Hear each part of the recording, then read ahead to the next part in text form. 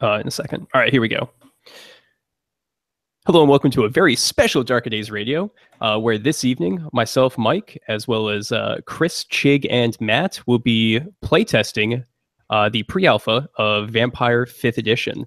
So we're very excited, guys, and I think it would be cool to kind of, just to start off, do a quick explanation of how the character sheet looks now for Vampire, and give you some insight into some of the things that are the same and some of the things that are different. All right, so does that sound good? Yeah, that sounds good.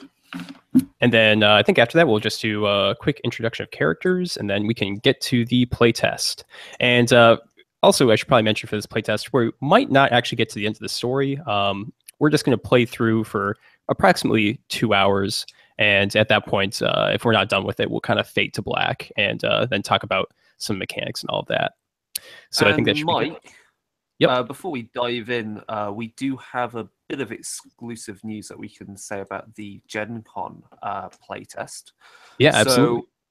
So the scenario, I'm not too sure about the scenario. It won't be the same.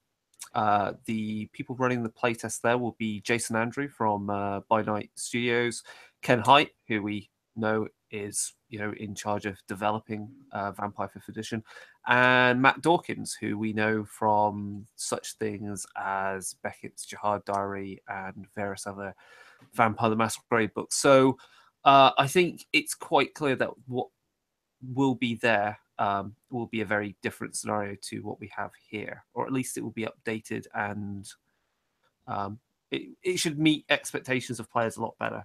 Plus, people can go along and talk to him. And I think there's something about go on the Gen Con website to sign up to it, and also just go along on the day and chat to the team there about the game, amongst other things. Cool. Okay. Yeah, definitely. All right, so let's just go over the character sheet real quick. So it's very familiar to any existing players. Start off up the top. Nature and demeanor have been removed, and they've been replaced with virtue and vice. You might be familiar with that from Chronicles of Darkness games. And they work mechanically very similar to Chronicles of Darkness, where you get willpower back just 1 point for pursuing your vice, and you get all of your points back for pursuing your much more difficult virtue. Clans are here, factions, concepts, and the like. Then when we get to the actual attributes, they've been slimmed down quite a bit in this pre-alpha playtest. Now, all of the physical attributes have been wrapped up into just physical now. You no longer have strength, you don't have dexterity, you don't have stamina. They're just represented by one set of up to 5 dots. And you can actually get specialties, which give you an additional dot, say for strength or dexterity, which are only applied to roles in that sort of vein. Following that, we have a bunch of skills. The skill tree has been slimmed down, I think, just a little bit. You might see some new things like physique under physical now, which is specifically for a skill, or I should say ability is the correct term, for feats of strength and that sort of application. So if you're a bodybuilder, let's say, you probably have a high physique. And if you need to, I don't know, bend bars or lift gates, physique is the appropriate skill to use. In addition to that, you still have your disciplines, backgrounds, other traits. It all looks good. But when you get to the bottom, things are a tad bit different. Your health is now variable based on your character. That's usually 5 plus the number of physical dots you have. So your health can be somewhere between, say, 6 and 10, typically. And there's also a composure and a portion to keep track of your hunger and the blood aroused in a scene. And these kind of work together in sort of a spiral of failure. So as your character is more hungry and you use more of your blood to, say, power disciplines, heal, or increase attributes during a game, you mark off the blood roused in a scene. If that reaches 5 in a scene or at the end of a scene, you have to roll that many dice, and any failures, which is now 5 or lower when you roll a die, always 5 or lower for a failure, always 6 or higher for a success when you roll dice now. You will increase your hunger. Hunger is a stat ranging from 1 to 5, which can be lowered by a vampire feeding. And hunger now applies to hunger dice, which you roll whenever you make an ability check. So when you make your dice pool, let's say your total dice pool for sneaking past a guard is going to be 6. Well, if your hunger is 3, 3 of your 6 dice are replaced by these hunger dice. And when you roll these, your any hunger dice that come up as 1 will cause a compulsion. Compulsions are bad because they basically mess up your vampire in the course of a game. They will cause you to just stop in your tracks and be distracted. They might cause you to frenzy, or they might cause a certain clan-specific compulsion. So like extreme anger in the case of a Bruja vampire. And I think that's pretty much it. Is there anything I missed, guys, from the kind of the basic rules right here? Did you mention that skills are no longer knowledges and talents? They're also set up as mental, physical, and social. I believe I did. Sorry. Yeah. That's new. I think the key thing to mention as well is that when you add together basically an attribute plus an ability, and you make your dice pool and you roll, a success is always 6 or higher. And the difficulty, and this is different than previous editions, the difficulty is the number of successes that are required. So when I tell these guys this roll is going to be at difficulty 3, that means that when they roll, they need to get 3 successes to be able to pass the check. Also, the success on a D10 now is 6+ rather than 8+. Yeah. So they've fixed it similar to Chronicles of Darkness. It's not variable like it was in the previous World of Darkness, but they fixed it at 6+. So cool. Also, I'm looking at my character sheet. I have academics and science, but I don't have technology. So you're not good at using VCRs or, say, No, hacking it's together like a security system? isn't No, a they don't skill. exist. Oh.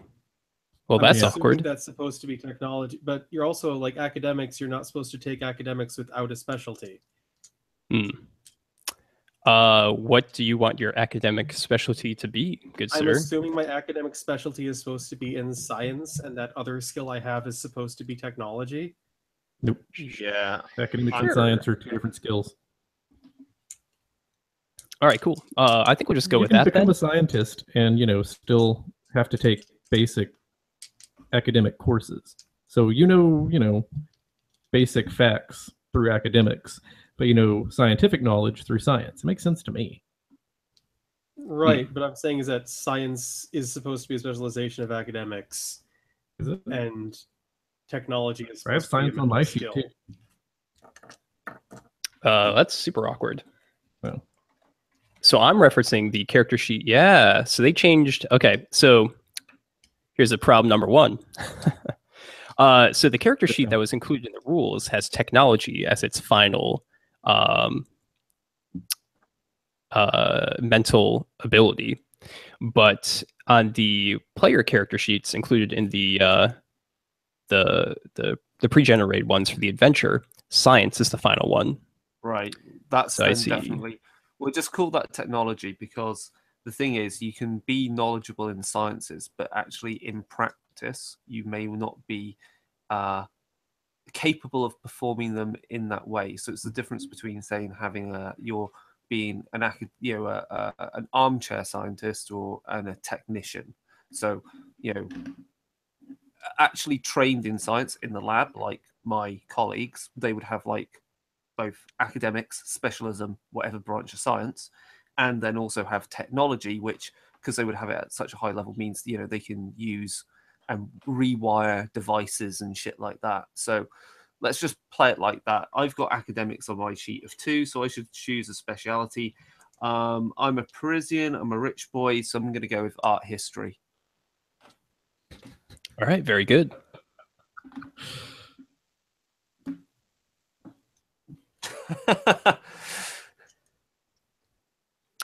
All right, cool. So as long as we don't have any other questions on our character sheets, I think we can just kind of jump into this a little bit.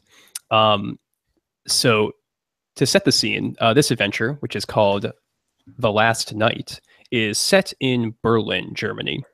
And it takes place one night after the events of Enlightenment and Blood, which Chris and I were at when we were at World of Darkness Berlin. So these three characters are part of a coterie, and right now they're sitting in a bar on the east side of town.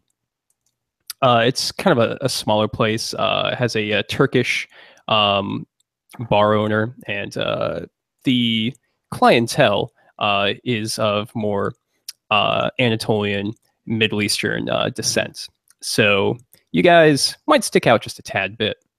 I won't. Oh, okay. Oh, right. You won't. So I think this is a good time as we kind of have the camera zoom in on this smoky bar and the three individuals in the corner for you guys to describe your characters and just kind of introduce yourselves to the listeners. I'm Amir. I am from Paris, but I am actually obviously Middle Eastern in descent. We'll say he's from his family mostly dates back from Iraq, Iran, but before the revolution in Iran. Mm-hmm. So back in the I think it was 70s or before then. Correct. He's dressed like some sort of like hipster kind of yuppie-ish type guy. He's got a fancy little scarf on that's wrapped around him. He's well dressed, well manicured. He's smoking on a small cigarillo. I'll give you guys a chance to get into things. I'm going to just set the scene. So he's there just recalling what things he may have seen or he heard during the course of the previous evening or so. So my friends, the problem is, what do we do now? The prince is dead, the sheriff is dead. This red revolution almost caused chaos. The insane Church of Cain tried to create some new order. It's madness. What do we do? So I turn to two colleagues that are there. Bruno, who is a German man, looks to be in his early 20s. Short, dark hair, Van Dyke going on the face, very pale, shrugs and says, I'm at a loss. I do not know who to turn to for help. I do not know. You say that you saw with your own eyes the prince and the sheriff both die. Who else was there? I didn't see it with my eyes, but I hear the sheriff died at the hands of the anarchs, and the prince, I believe, also died either at their hands or. Well, it's difficult. I mean, we've always had the problem of two rivalries between the prince and his child, so I'm not too certain who exactly sent the prince to his final death, but that's what happened. That's what I'm aware of. Are you sure the prince is truly dead?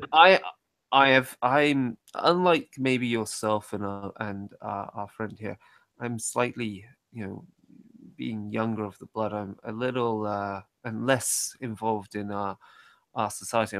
I find it a bit easier to get into certain bars and overhear certain conversations, but I am positive about the state that our city is in. I, for one, would prefer to flee to Paris as soon as possible. Will things be better in Paris, do you think? Is this a localized event? Are the anarchs rising up all over? I have no idea. I mean, I heard things also on social media. Literally posts if you know which, like even which bits on Facebook to look at, you could get, and you knew the right people to follow. You heard snippets, and if you could read between the lines. Facebook. I know. So much for our masquerade, hey?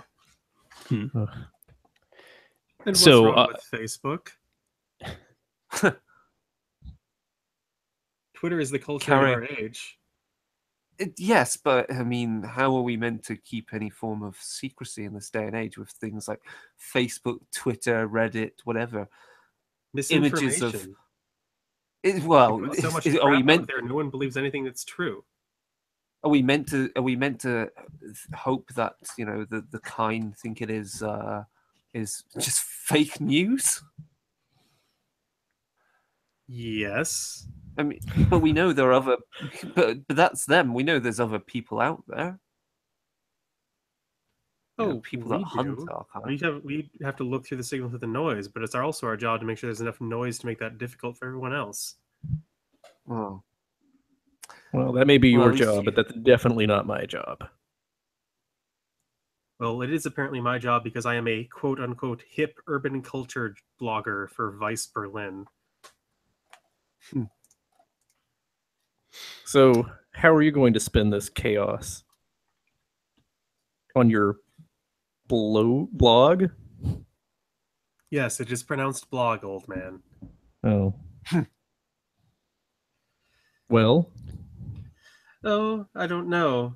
Keeping my head down, keeping myself safe, that's served me well before. Hmm. So as the discussion continues, all three of you, your bodies racking in slight convulsions and pain. Nicholas feels a blood churning in his stomach. Bruno's eyes become itchy and bloodshot. And finally, there's a grand tingling up the spine of Amir. It's unlike anything you've ever felt before, completely foreign to you, and really quite shocking. Okay, well, I will. I think Amir would naturally call upon his blood and use his innate ability, his clan ability that he has of Auspex, and try and sense where this is coming from or what exactly is causing this. So I've got heightened senses. So I think Bruno would definitely do the same. So I draw upon the strength of my blood. And yeah, so I mean, my awareness is increased by like 2 points because definitely adds to it. So you're all at hunger 1 to start off. So if you get me a roll of mental plus awareness for both of you with the addition of your enhanced senses, that'd be great. So I've got mental of 2, and I've got awareness of 1, and I've got Auspex of 2. And then of those dice, I guess 2 of those immediately become hunger dice because I've roused it. Oh no, you don't. You don't get hunger until the end of the scene. So correct. Am I at hunger 1? Because we're hunger at hunger 1. So just one hunger die. Yeah. Okay. Good. Right. Okay. And I think that's let's scroll down the side. So I get 1 success. All right, that's good. What did Bruno get? Bruno got also 1 success.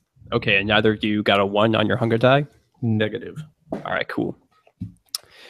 Okay, so with your enhanced senses, there is a TV that's right over the cigarette machine on the side of the bar, and the volume is turned down. There's just some more casual folk music playing in the background. But with your enhanced senses, the two of you can actually hear what the reporter is saying, and there's some shocking footage that you see of a very familiar place.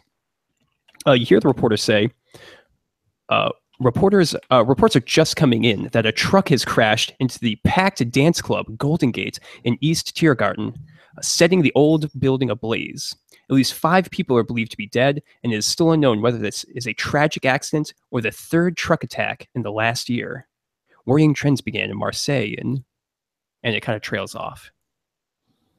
You recognize this building because you've met a fellow member of your coterie, Andre, there many times, and you are suspicious that it could be his haven.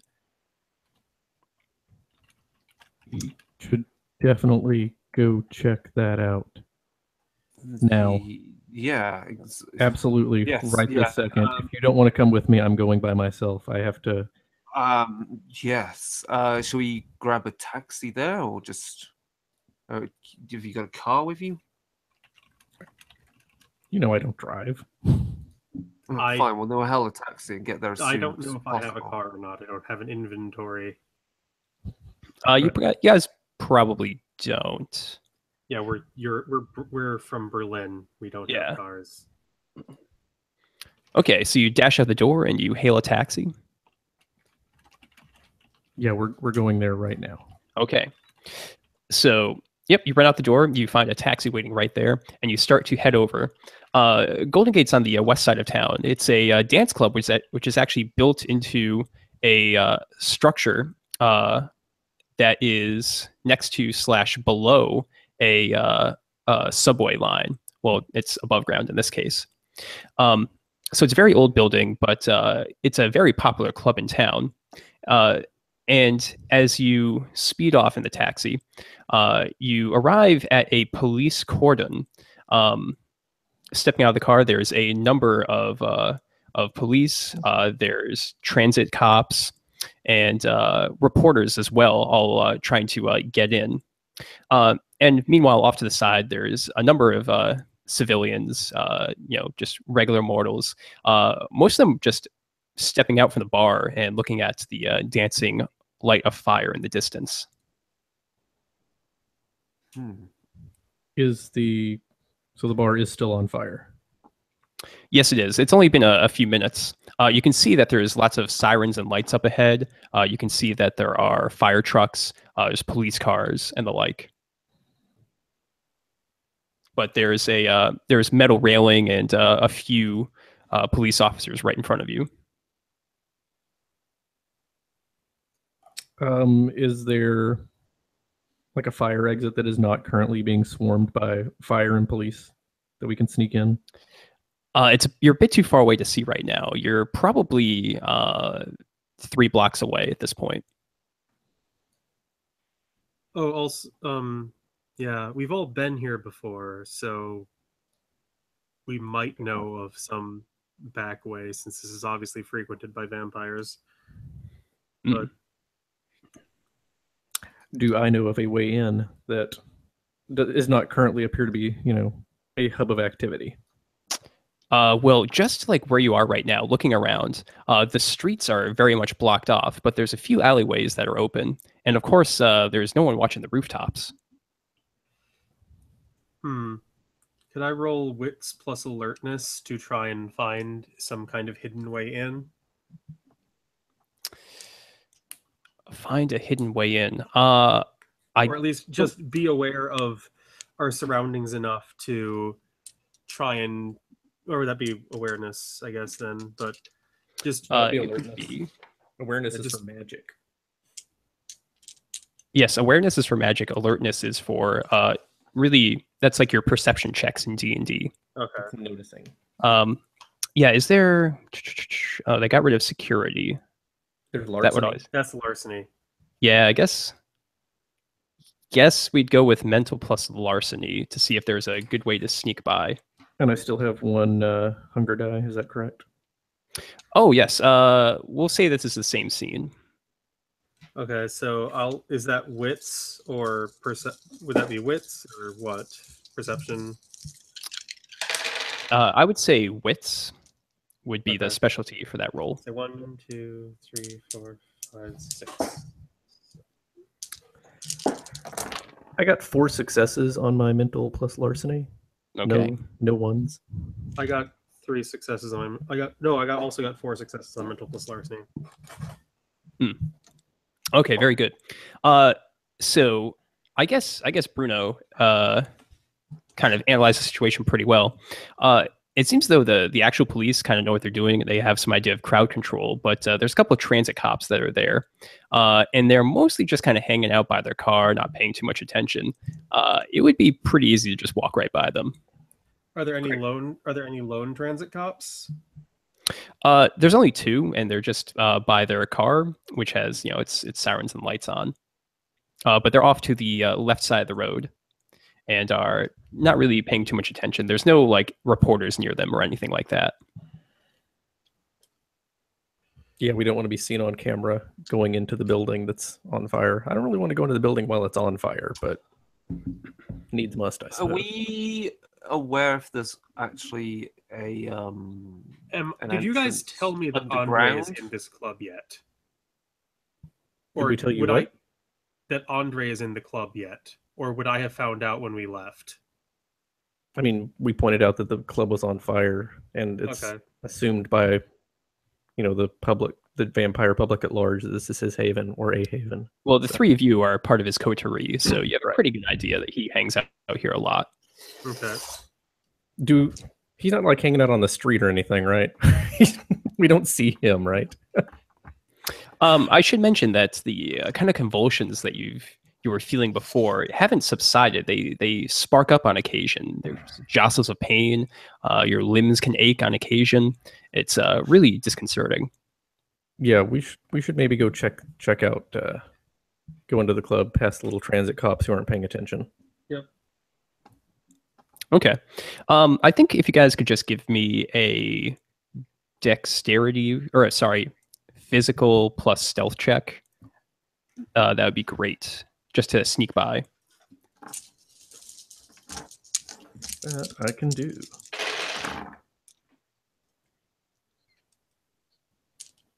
One success, but a 1 on my hunger die. Okay. 3 successes, no ones. All right. And 2 successes.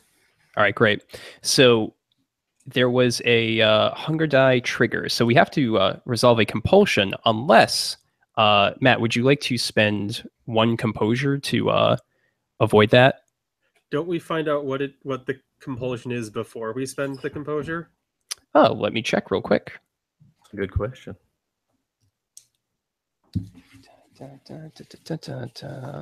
Alternately, I could spend a point of willpower to reroll the 1. Yep, you could do that as well. So I think that has to be done before, Actually, I don't think you can re-roll hunger dice with willpower. Pretty sure that's a thing in here.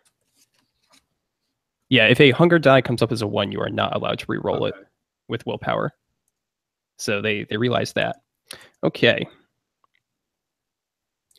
So the only way to avoid this consequence is to spend composure, allowing you to quash the unwanted impulse, at least temporarily. If the compulsion table is used, the composure must be spent before rolling. So you can choose to spend a composure, or we can roll.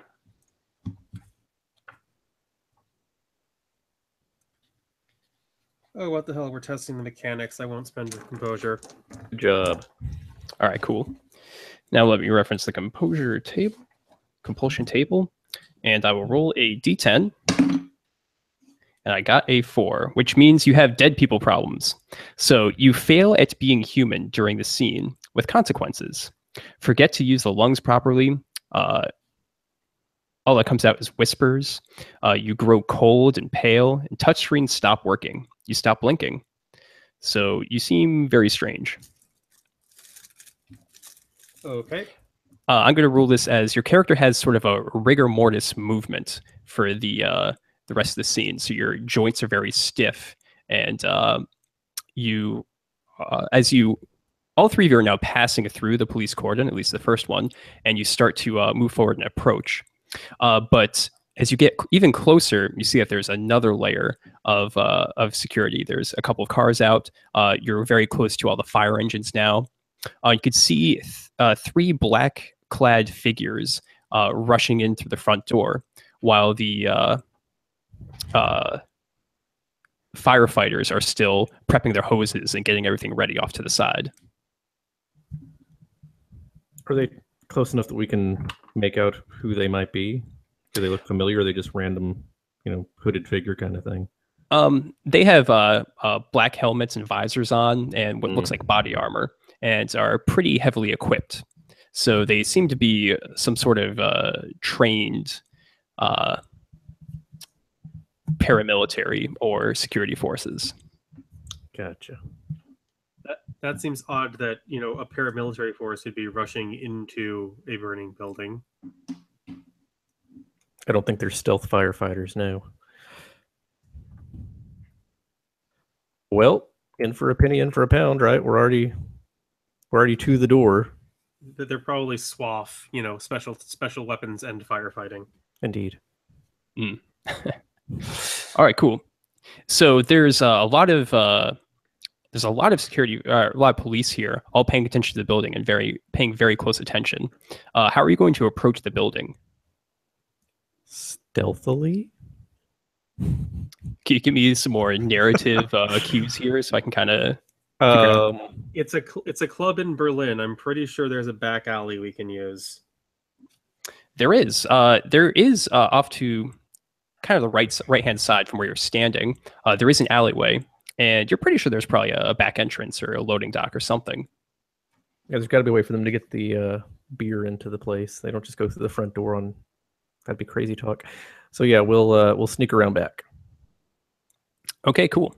So I think from the distance you're at, Bruno and Amir are probably okay, but Nicholas, due to your kind of compulsion, you're gonna have to make a stealth check so that no one notices your odd movements, which might draw attention to you guys.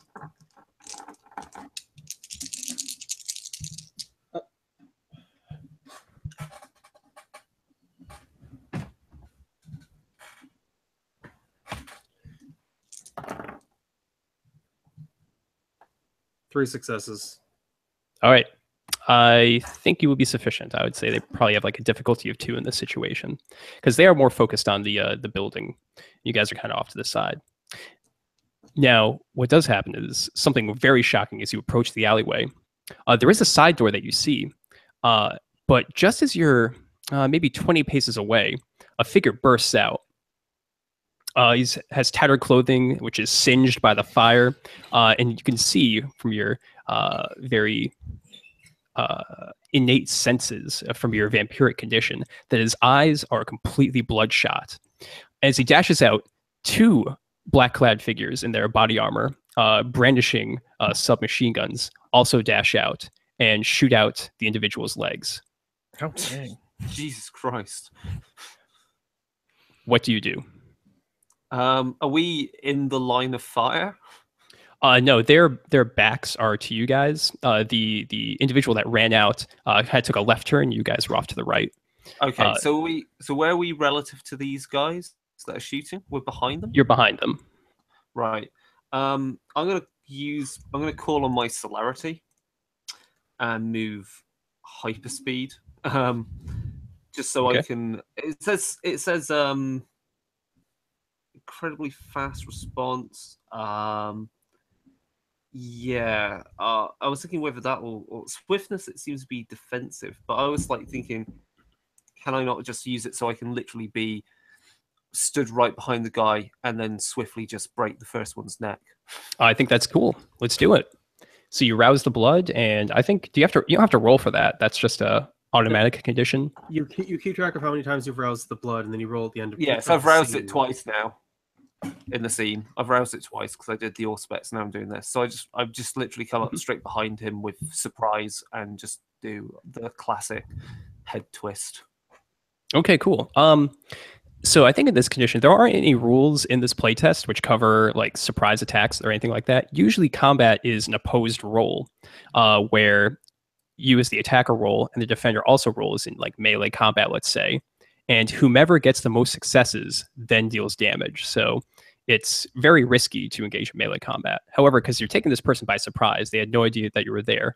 I think you can just make a roll of physical plus, I guess in this case, brawl, to attempt to just snap his neck or incapacitate him. Would it be brawl? Because I mean, I'm just coming up straight behind him, and I'm not actually having to physically fight him. Can I not just use physique to just? Yeah, I think that's good use. Let's do it. It's a feat of strength. Yeah. Remember, okay. bend necks, lift bodies. Yep. All right, very good. So that gives me like 7 dice on this. Yeah, that's like that's like 5 successes, and there isn't a 1 on my hunger dice. Okay. Yeah, nice. Okay, I don't think this person's going to really get any like armor save or any armor protection from this. So that's just straight up 5 damage. Now you don't snap his neck, but he's down on the ground and is very close to being incapacitated, which I think is going to probably start a combat round unless you other two do anything else. I do not personally have celerity, so I cannot run up and punch anybody in the face or anything. So no, combat round begins. All right, cool. Unless Nicholas has something. I'm trying to find if I can do something, but despite the fact that I have presence, I don't actually have the skills to use it very well. Nicholas is poorly designed. Doesn't have to be very well. You just use it. You rely on that instead of, social skills. No, because I still have to roll the social skills to use the power. Right, but you get to add your presence to it, right? Nope. No? Wow. No. Okay. Yeah, that's you're thinking of Wraith, where you get to add your discipline dots or whatever. I'm also thinking of Auspex, which let you add Auspex to your rolls, unless I completely read that power. No, that was correct. You did it right. Okay, cool. So, all right, we're going to enter a combat round then. So you have a burning building right next to you, but the flames aren't too close. We won't worry about Roshrek or Frenzies at the moment. But there are 2 individuals in front of you. One's on the ground right next to Amir. The other one is, at this point, still firing at the now downed individual in front of you. You notice something before you really get into the combat, that there's almost like small little explosions of almost flaming explosions as each of the bullets hits the individual, and they're really tearing its body apart. So getting into combat, the way initiative works now is that we don't have to roll for it. Instead, you take your mental with a specialty of wits, if you have it, and add that to your highest attack skill, which is either brawl, melee, or firearms. And that is what we use, and we use that to find out initiative order. So if you guys could give me that number that you have, I've got 4. Okay, 4 for Amir. Bruno also has 4. Nick has 7. Jesus. Okay. Like, I'm a really good mental character. I just don't have any mental powers. Like, well, apparently you were also a ninja, so go ninja. Yeah. All right. So Nick, you're up first. Okay, I kind of have an idea of what I want to do. I'm just trying to. Can I combine prowess and mighty leaf to just flying jump kick the fuck out of the guy that's still shooting? Yes, you can. I think you have to. As a matter of fact, I'm pretty sure. Okay, so I'm rousing the blood twice. Okay. The guy's mostly not paying attention to you because he's just shooting someone, and then his mate's just had his neck like almost snapped in half next to him. So okay, so that's my effective physical is now 4 plus athletics, so that's a pool of 6. Oh, okay, so I'm rolling to jump, and then I have to roll to attack, I guess. Yes, you do have to roll to jump. You are probably, the rules don't tell you what units you're jumping in, but we'll just assume meters, and you're probably like 15 meters away right now. So that means you need to get 3 successes on this to successfully jump into them. 3 successes and another 1 on my hunger dice. Okay. Oh god. So you successfully jump, but midair you're going to have a compulsion. Also, I'm going to rule that you get +1 die on your attack roll for your jump. But would you like to use composure to avoid a compulsion? Not. Okay. God, why would you? What compulsion you get? If I can find those rules real quick. You roll a d10. I do. I just have to find the reference table. It begins on page 25. Clan specific. Now, what clan are you? Ventru. Okay. Clan specific There's 8 3. is assert dominance. You have to give a command and make sure someone obeys it. Threaten, coerce, persuade, or use dominate if you have to make sure your instructions are carried out. Okay, I'm gonna land at the guy and scream in his face, "Die, motherfucker," and then punch him really, really, really, really hard. I guess I'll allow that. Okay. And remember, you get a +1 on this attack roll. Yep. So it's physical plus brawl +1. So 1, 2, 3, 4, 5, 6, 7.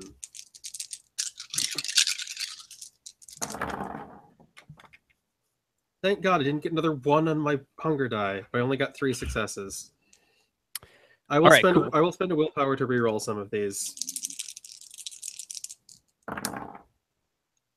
2 more successes, so a total of 5 successes. Okay. I'm also going to rule that this guy has no way of defending against a flying vampire tackling him. So he's not going to be able to resist this. He does have body armor, which probably reduces some of the impact. So he is going to take... Is he wearing a helmet? He is wearing a helmet. Yeah, he said that they're Damn, wearing yeah. black helmets. Yeah, because body armor and stuff, they just reduce successes on the damage. There's no soak rolls anymore. Correct.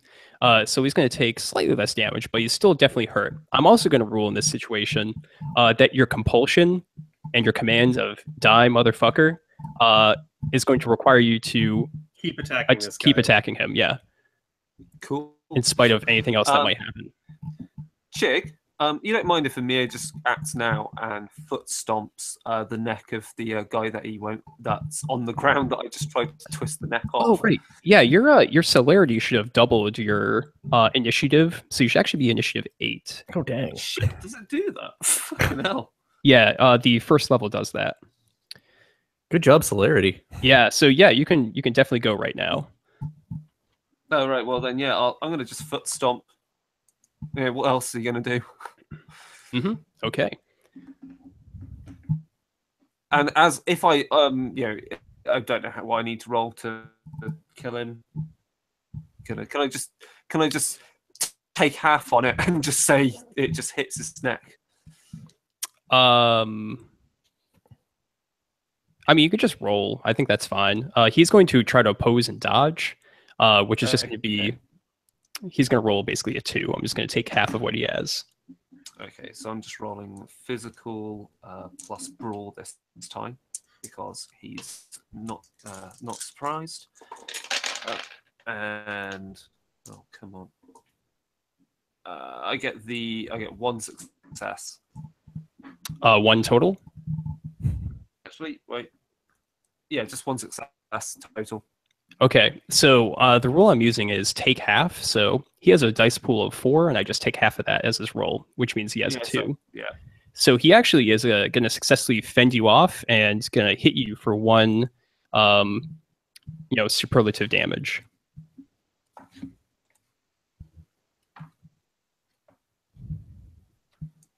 Or sorry, superficial damage. Yeah, those are 2 very different words. Yeah. I said it and I was like, maybe that's not right. So yeah, as Amir comes down, tries to, stomp down on this guy, he kind of deflects away with his arm and just punches you in the shin for minor bruising. Cool. And what's up? Okay, if that's it for Amir, that means that these guys are up. So they, of course, have their submachine guns. The one that is fighting with Chris is just going to keep attempting, or fighting with Amir, I should say, is going to just kind of try to wrestle away and push off the vampire that's attacking him. So he is going to, I guess, make an athletics roll and try to get away. So I will make a roll for him, and he gets 1 success. I want to yeah, basically.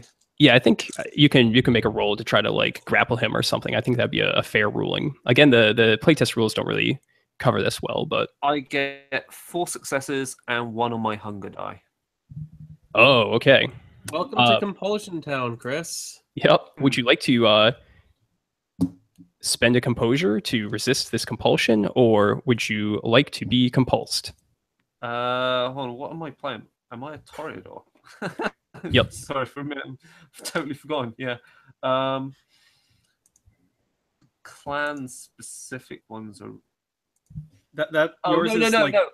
There's only a 3 in 10 chance you get a clan specific one. Oh right, okay, yeah. Oh well, yeah. Go on then. I'll for it.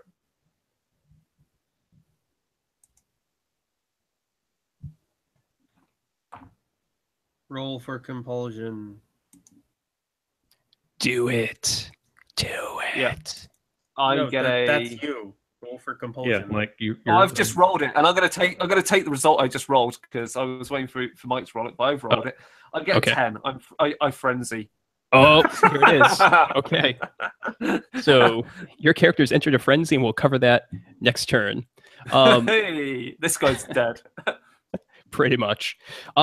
Now it's the other mysterious gun wielding individual. Now he was just punched and kicked and tackled, but he still has his gun in his hand, so he's going to attempt to shoot at Nicholas. Now, the way this works is when firearms are rolled, it's mental now plus the firearm skill. And the only resistance that the target can use, according to these rules, is physical plus dodge. And there's not really any cover around. So Nicholas has to choose whether he's going to just drop to the ground and try to like avoid the shot, which means he will lose his next turn, or if he's just going to stand and take it, basically. So what's your choice?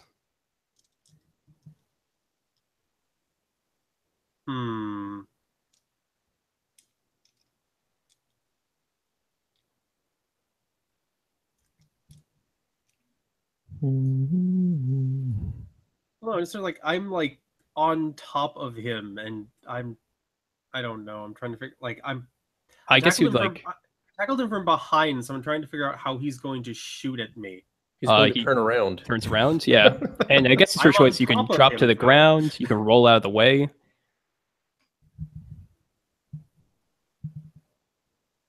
I guess I'll try dodging. Ah, come on. Okay, fair enough. So he's going to make a roll, and you can roll your physical plus dodge.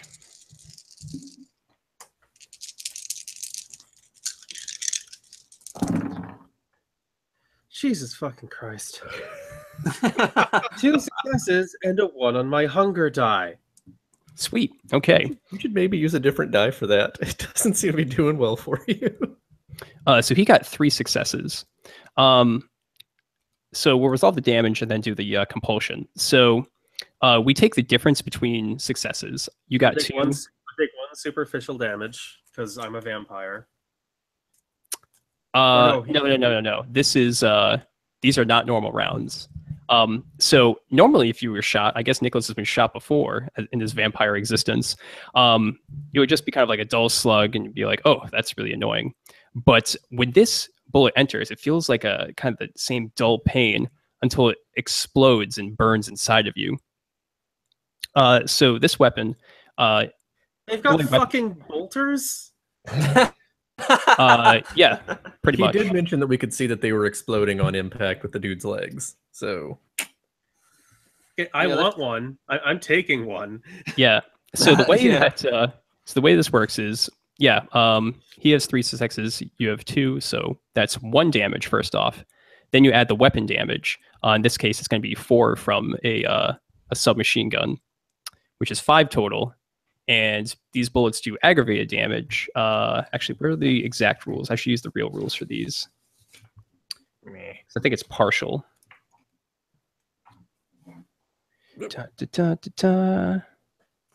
Since when were we fighting Primaris Space Marines armed with Hellfire rounds? Welcome to V5. Okay.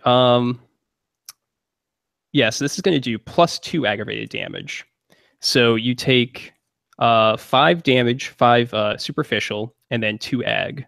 Okay, that's my entire health track. Good lord. Well, that really changes what Bruno was going to do. So, all right. And Bruno's up next. Bruno is going to duck and cover and wait for all this to blow over because he is patient. Are you going to use obfuscate? Not unless it seems like they know that there's a third person there, and since we were behind them the entire time, nah. Okay.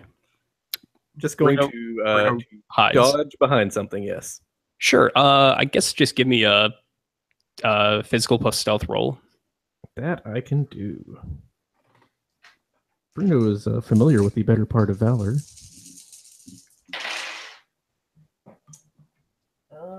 That would be 3 successes on my roll. Okay, very good. And no hunger dice compulsion? Nope, my hunger die is happy as a clam. Cool. All right. Well, top of the order. And I think we're getting to a frenzying Amir. So, Chris, could you describe to me your frenzied state? Let's think. You haven't grappled.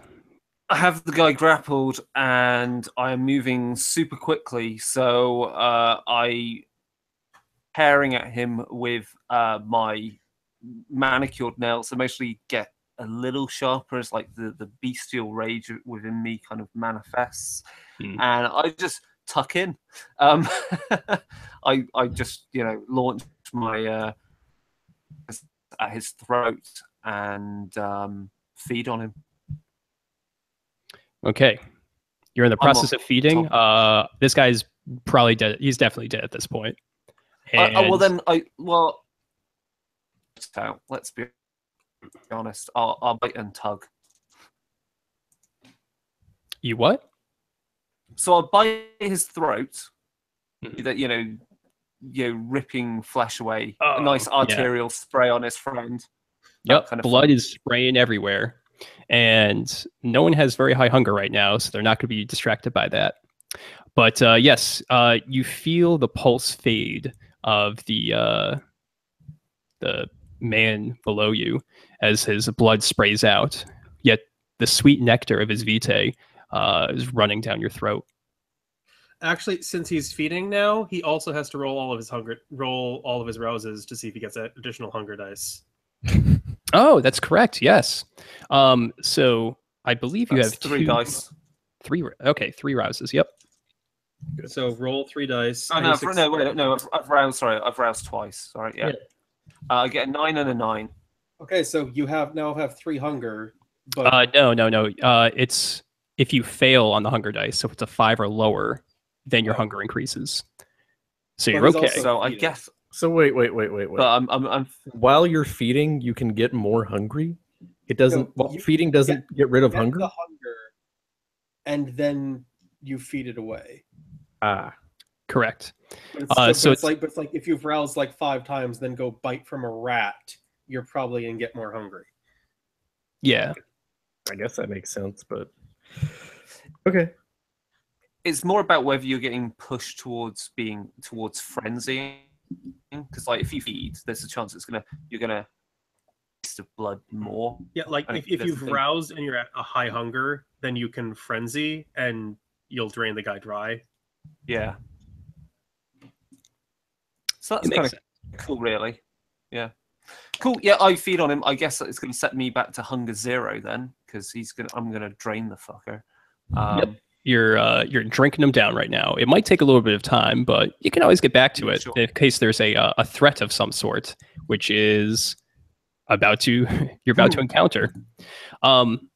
So there is this guy with a gun, and he's going to stand up, and he's going to see his buddy just being just drained completely. Isn't it my turn?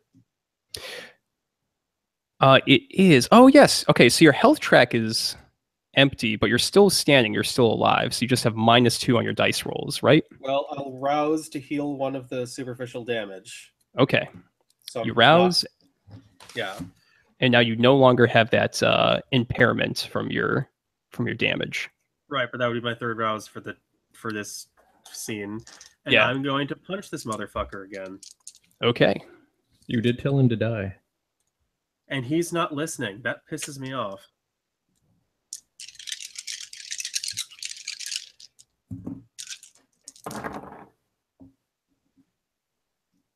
Three successes. Okay. He gets just 2. We'll take the average, and you punch him for 1. And it hurts. Yep. Do you want to do anything else? Like you could try to like move away or something or anything like that. Like you run up, you punch him.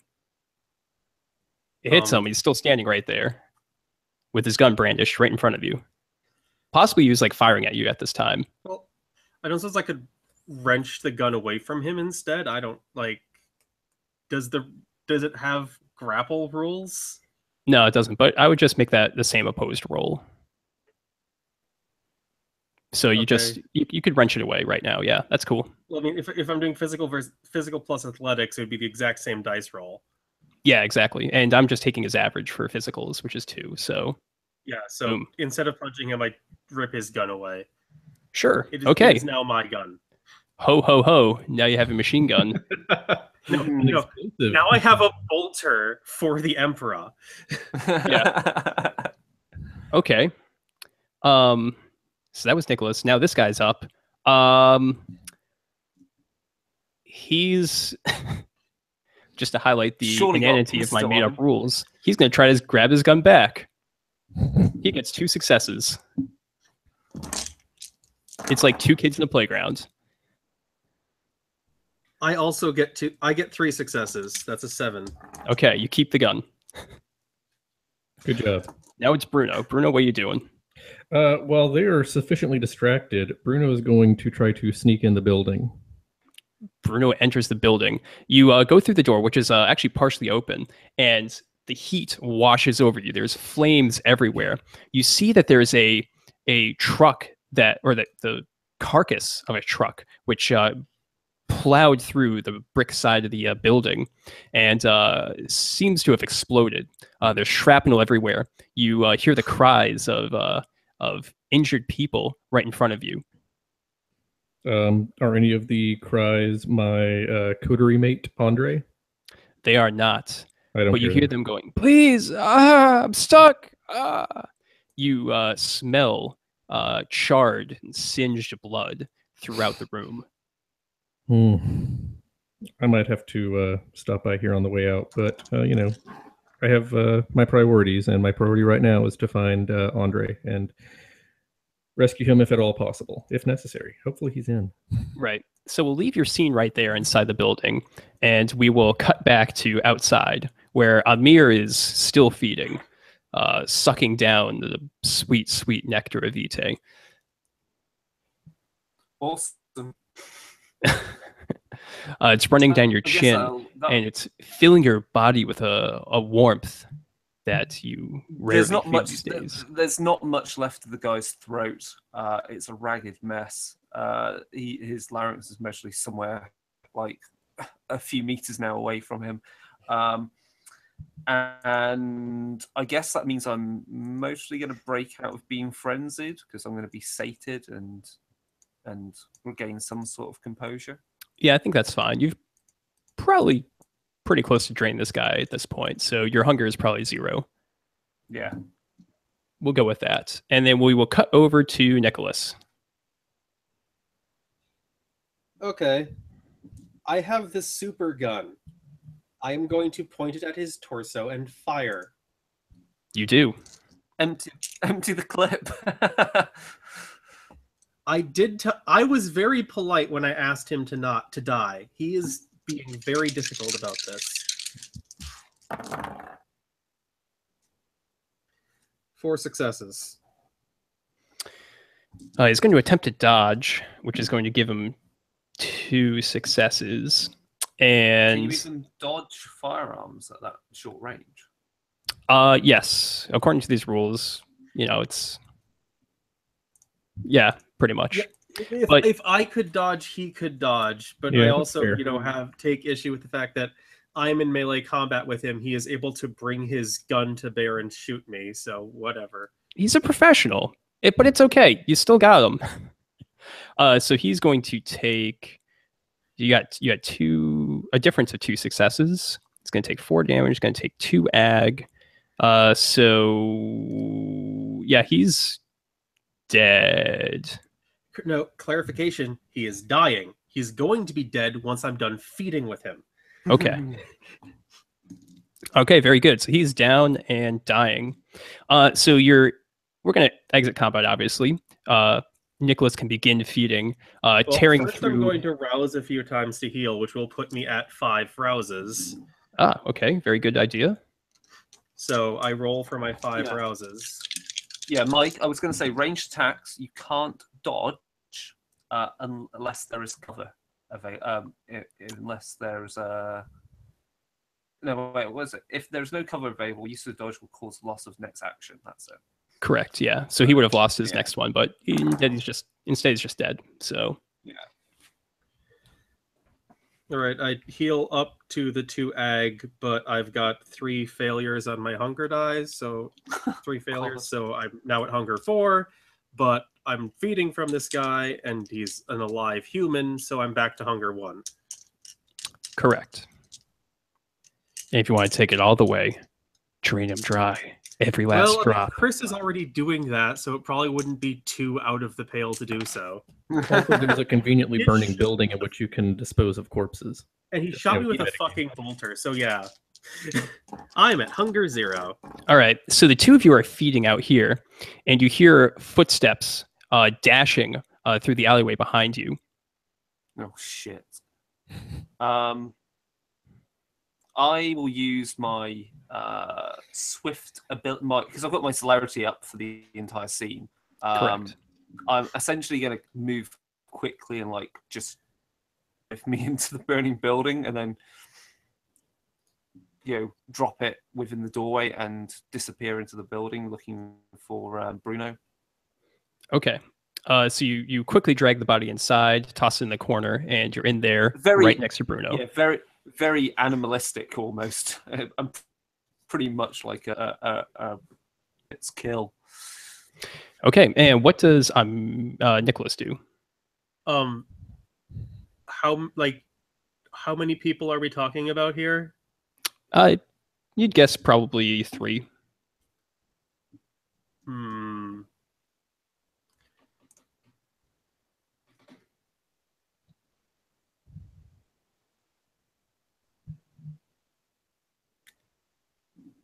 Indeed. Well, no, I'm trying to think of if I want to try to use awe or not, but I don't think I'd be able to get enough successes. The footsteps are coming. I'll duck into the building with my new fancy gun. You do. Okay. So you're inside the building, and there's, again, fire everywhere. There's moaning. There's an individual in the corner who has a wooden beam that's collapsed on him. He's trapped, pinned in. There's a drugged up individual in the corner just shaking back and forth. Oh, no, wait. Was that cop a vegan? Oh, no. I completely forgot about that. Fuck. You're spitting up a lot of that blood at the moment. That's how we'll rule that. Your compulsion took you over, but now you're inside, coughing up blood right next to your 2 buddies. Shit. Seriously, so Nick, can you do that somewhere else? Yeah, you're gonna, in the course of this scene, be back up to hunger 4. Hooray! But anyway, getting back into it. Yeah, a lot of the liquor behind the counter is on fire, and you see kind of off to your right there are stairs leading up and stairs leading down. Right, I'm gonna get up, take the dead guy's machine gun off him, and then head to the basement, because I imagine that our coterie friend mostly has an exit, a hidden exit in the basement, because that would make sense for getting around during the daytime in an emergency like this. So I think that's the best place to go. Yeah, I Okay. would also assume to be in the basement. I'm not going to So- check upstairs. Yeah, as you step forward, there is a backdraft of flames that shoots across the ceiling. And I'm going to need you to make a composure check or frenzy in a Roshrek like scenario. Okay, so what do we do? Just roll straight composure. Just roll your composure. The current number of composure dots that you have, not your total, but like the current number. And we don't roll hunger dice on this. That's a good question. I think that's only for ability checks, but I will check real fast.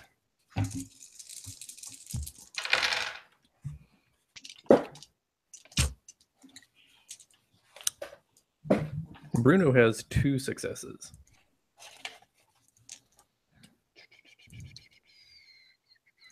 I have 3. Well, I'll roll my So it's dice, academic, and then whether- Mike can get back to us on whether hunger dice apply, because I'm at hunger 4, so all of them are hunger dice.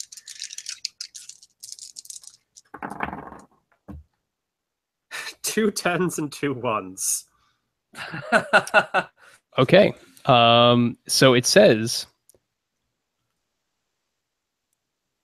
as part of every dice pool. Oh, fucking hell. Well, I had no 1s because my dice love me, apparently. So I have that one, so I'm fine. So poor Amir. Nicholas is having a very Poor Nicholas, bad rather. day. in the middle of Nicholas coughing up all of his blood, he's shocked to see flames just shooting at him, and an animalistic response completely takes over. Oh, no. I succeeded on the rock check. I just then also now I'm getting a difficulty 2 compulsion. Oh, right. Okay. Oy. Oh, my bad. I'm sorry. So your compulsion then, here, let me roll, is, what does difficulty 2 do? Does that add 1 to the compulsion? You're the DM. I think it should. Yeah. Let me check. It's more fun to double them up. No, it doesn't do that. I've never read anything like that. So instead, No. you Well, get, no, like I thought there was like a different. I thought there was like you got more severe compulsions if you had more successes on the hunger. no, I don't believe that's true. Didn't Just see if that. anything comes up with 1, you suffer a compulsion. So in this case, I rolled a 9, which means So the close. hunger rises in Nicholas. You suffer an overwhelming urge to feed during this scene. You must have blood. You must taste it. You must drink it.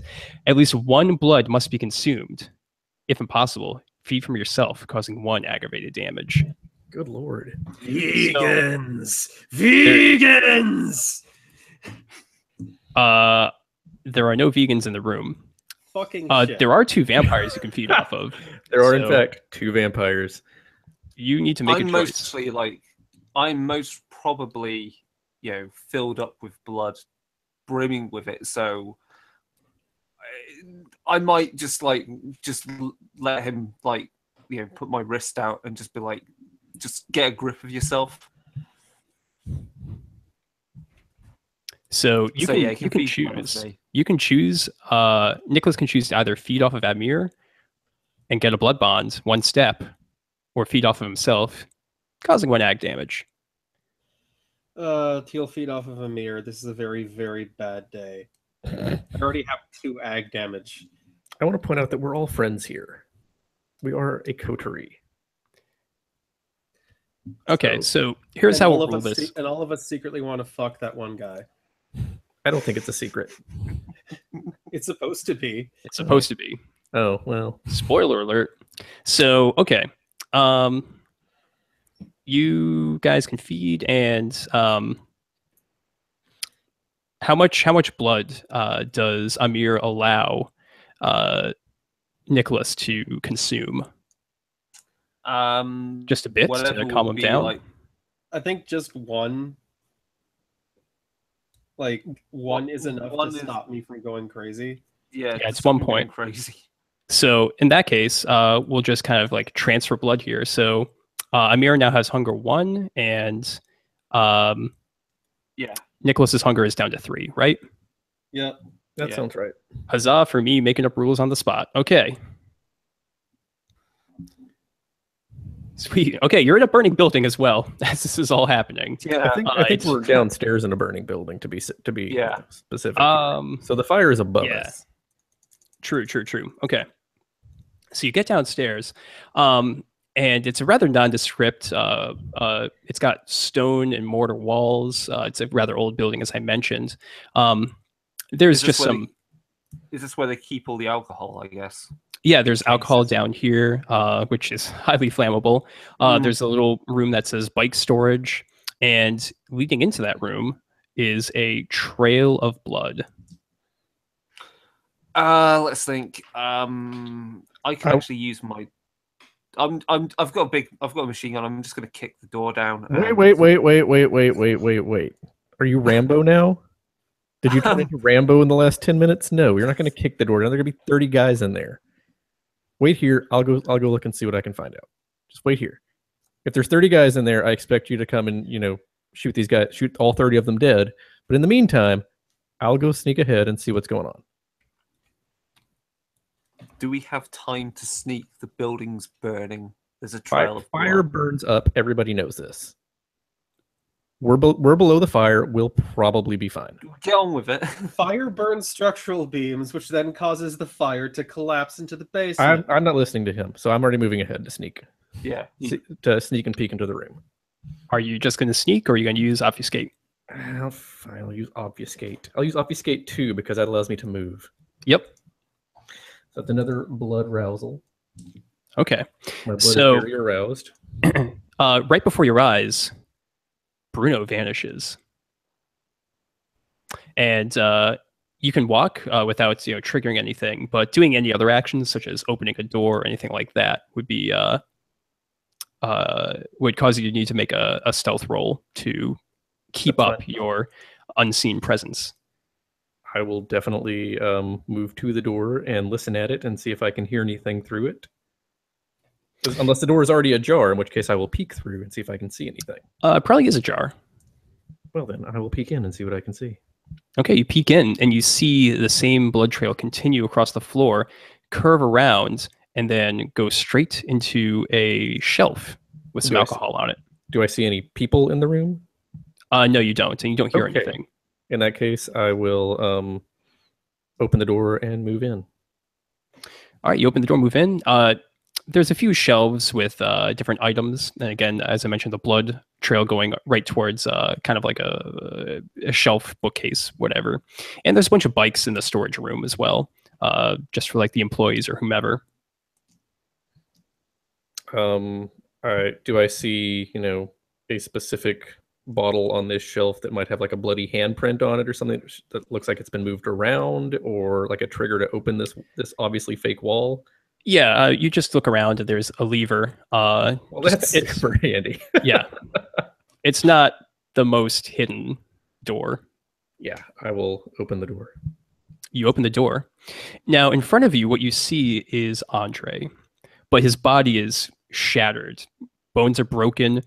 There's wounds with shrapnel, but have been cauterized by the hot metal. And of course, his clothing has been completely singed.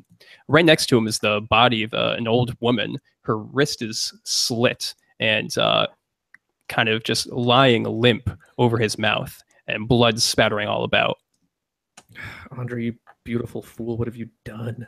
Is he conscious? Is he I don't want to say alive because he's a vampire, so He is quite torpid. Okay, well, can I lift him and carry him out? I don't know how big a dude Andre is. No, but He's not very big. He's very thin. Okay, Nicholas, well, who still has potence going on. well, good for Nick. I will drag Andre out. I will drop obfuscate and drag Andre out.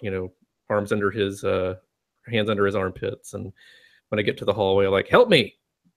He's heavier than he looks." Nick Cool, will pick him there's- up in a fireman's carry, and all of a sudden the speakers in the wall activate and go, and I will always love you. For some reason, and no one knows why. Did not realize it was that kind of a club. Yeah, that was the recommended soundtrack for the scene, actually.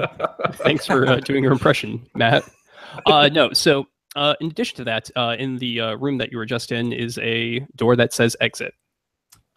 Oh, in the little door? In the little room, rather? Yeah, in the little bike storage room. There's okay. the exit. Like Is there also a tag on the door that says "plot this way"? Yes, it's a railroaded adventure. But we're about to get to the sandbox. So you take Andre, you head out the door, and you are on the other side of the train tracks at this point. There's far less security. And where do you go from here, dragging this body? Well, before we Carrying. leave, Hello. before we leave the basement, knowing that there are armed people after us, and knowing we've got some secret exit out there, is there anything flammable like I can leave that will just explode in front of the doorway? Shoot a support beam with your bolter. There's alcohol down here, so you could just make little Molotov cocktails or set them on fire. I'll just find the biggest crate of bottles of vodka and just as we leave that room, just like shoot the gun at it and cause it to go up in flames. All right, perfect. So the flames engulf the room, and you guys dash out the door just as the explosion occurs. I do not look behind me. We mostly just then follow Nicholas as he's carrying Andre and head down the train tracks to, I guess, fire escape there is. Okay. Now you guys are kind of you're in a fairly populated street in Berlin. There's people out and about you can see up ahead. They're all kind of standing outside the bars, just kind of looking at the fire and wondering what's going on. We can't walk through the streets with a dead body, which is what Andre is at this point. As well, before we get out back onto the streets, I'm gonna have to dump the machine gun because that'll look really fucking crazy. I'll dump the machine gun clearly. And let's think. God, is there anything we can do? We kind of need. Could Nicholas convince someone? Is it possible? Is it within the remit of Nicholas to convince someone to let us borrow their car? Theoretically, one person is easy enough.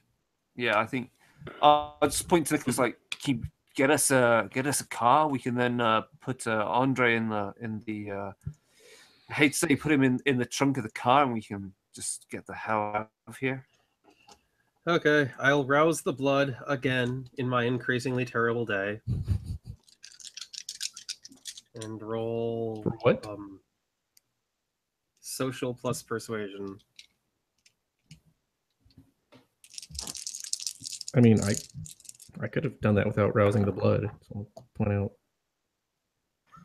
No successes, but thank God no ones. So what were you trying to achieve here? Were you just going to step out in front of a car and be like, "Hear me out"? No, or something like activate awe and find somebody going into their car and be like, "Yo, I'm awesome. Give me your keys." Okay. Well, they shrug you off and drive away. Wait, since I only needed one success, could I succeed with a compromise?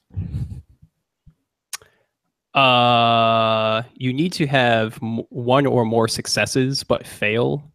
Okay. To use that rule. I turn around at Mir and shrug comically. A laugh track plays.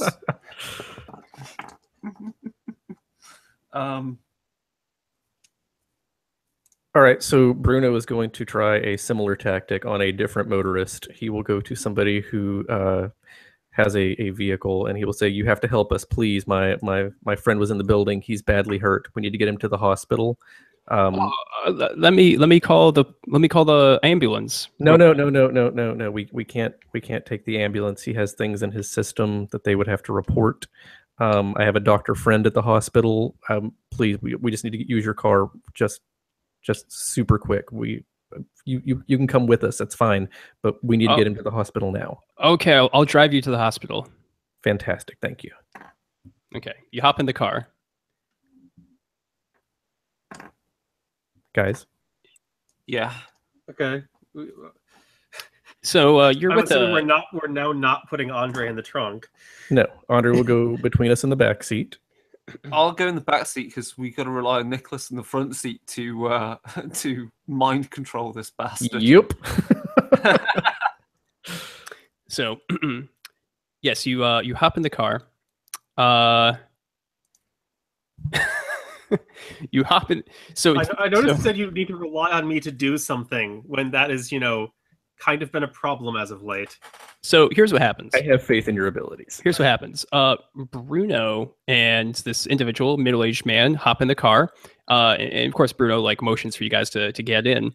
You're all in the car. He says he looks in the rear view mirror and sees 3 people in back with bloody faces because all 3 of you had been feeding. Well, not Bruno, but Andre had been fed blood. And his jaw just drops, and he's just staring into that rearview mirror. I'll try it again. I'll try awe again. Oh, Lord. Have faith in your ability. 2 successes and a compulsion. Okay. Pay off so he's paying attention to you and whatever you want to say, but let's resolve that compulsion before you say anything. I'll spend a composure so it doesn't happen. I got it. Oh, okay. Okay. Well, but it was one success. It's only a single roll of 1. Is that not the whispers? No. It's 2 for a compulsion, isn't it? Is it? Have I been playing that wrong? Then you shouldn't have gotten a compulsion either, because if we only had 1 hunger, there's no way we could get anything other than whispers. Consulting the rulebook. If only one of your hunger dice came up as 1, the storyteller either chooses blood whisper or some other unsettling emotional effect that distracts you for 1 minute. Oh, that's boring. That was more it. Hunger dice that come up as 1, then it's compulsion table. Which page was that on? Page 22. Well, then then you shouldn't have frenzied, and I shouldn't have had half the shit that happened to me. Let's not worry about it. Okay, so going forward, you feel awkward, and you remember a bit of the life of the person you just consumed. But I didn't, because I threw it all up. Oh, right. You got some stuck in your teeth. Well, you consumed a little bit of Amir. You remember something from his past life in Paris. It was a happy day from when he was still alive. I was flying a kite. He was flying a kite. In the sunshine. You remember sunshine? Yeah, man. That's like, okay, first of all, you drive us to this address. Second of all, Amir, your sister was hot. All right. And he's like, you guys have been through something rough. And he drives you, I guess, to this address. Whatever address would be useful. Again, my character's backstory is tons of holes. Are you bringing us to your haven? No, we drive towards the guy's address, this man's address, and then tell him to get out of the car. Have him take us to his house. Okay, he starts driving towards his house. He's not driving very safely because he keeps being so enamored and awed by Nicholas in the back seat that he keeps looking at the rear view mirror, and Bruno has to. No, Nicholas was in the front seat with him. Oh, okay. He keeps looking over to the side and has to swerve to avoid, crashing into someone. Nicholas reaches over, grabs his head, and turns him towards the road. He loves it when you touch him like that. And you I arrive don't at care. you're on the outskirts of the city, and he is there's a small apartment that he lives in. Actually, thinking about it, do we not need to, given Andre's situation, we're going to have to feed him blood somehow. I think we have a willing victim here on our hands. Mm-hmm. Yeah, I mean, technically. Yeah, we'll do it. We'll go into this guy's apartment. So I guess he just lets you into his apartment. You seem like nice fellows. We need to help this guy out. And you go upstairs, and it's a fairly cramped, small apartment. He has a number of books on a wide range of. He's history buff, so there's a lot of history books there. He has a small, cramped kitchen and some large Gothic windows that letting, you would assume in the day, quite a bit of light into the room. He has a small little bedroom off to the side with smaller windows. Quick question: does he smell like a vegan? There is a 1 in 200 chance that he's a vegan, and he is not a vegan. Fine, Andre can have him. Now, we have places that we normally hunt, right? We can say thank you to this guy for getting us out of there, and go to one of our regular hunting grounds, right? What's your character's name? Bruno. Bruno? The individual conveniently goes into the restroom so that you guys can discuss things without breaking the masquerade. I have awe on. This guy is dying. I'm just explaining to Bruno that I've had a very bad day, and this person is not living the night. Yeah, and Amir is looks kind of fretful about the state that Andre's in. Yeah. Also, Andre, we are all compelled to help Andre at all costs. I'm going to, when the guy comes out, you're gonna tell him and be relaxed. And Well, I'm I can't give him self-destructive orders. You can't give him orders. He just listens to you and agrees with your opinions and is kind of like going with the flow. But this is not dominate. Sadly, we don't have dominate in the party. He has free thought. So yeah, and then I'm just going to start feeding on him. And so what you need to do is convince him to be a nihilist. Yeah, I think, is that fair enough? I just pat him on the shoulders like, hey, buddy, existence is suffering, and then shove him at Amir. Christ. Amir is a total piece of shit. Yeah, he's going to feed on him, and then once the guy passes out, he's not going to drain him completely, but he's going to take him to pretty close. We're going to let Andre drain him completely, right? I mean... No, Amir is going to be drinking from... Andre's going to be drinking from Amir, I think, is Amir's plan here. And then, yeah, because Andre's like a primagen, so I don't know how old he is, but it's mostly better that he drinks straight up Vitae. And also it means I can feed Nicholas some of my blood. I'm already one step bound towards you, pal. No thanks. We're gonna be stopping by the natural grocer later. Yeah. Anyway, so I feed on this guy, Jim, and then once he's passed out, I will then slit my wrist and start dripping my Vitae into the withdrawn rictus mouth of Andre, and hopefully it rouses him from torpor. So a couple of things happen here. First off, as you feed off of this individual and notice his sad, depressing life, you feel as though, what disciplines do you have? I've got Auspex and Celerity.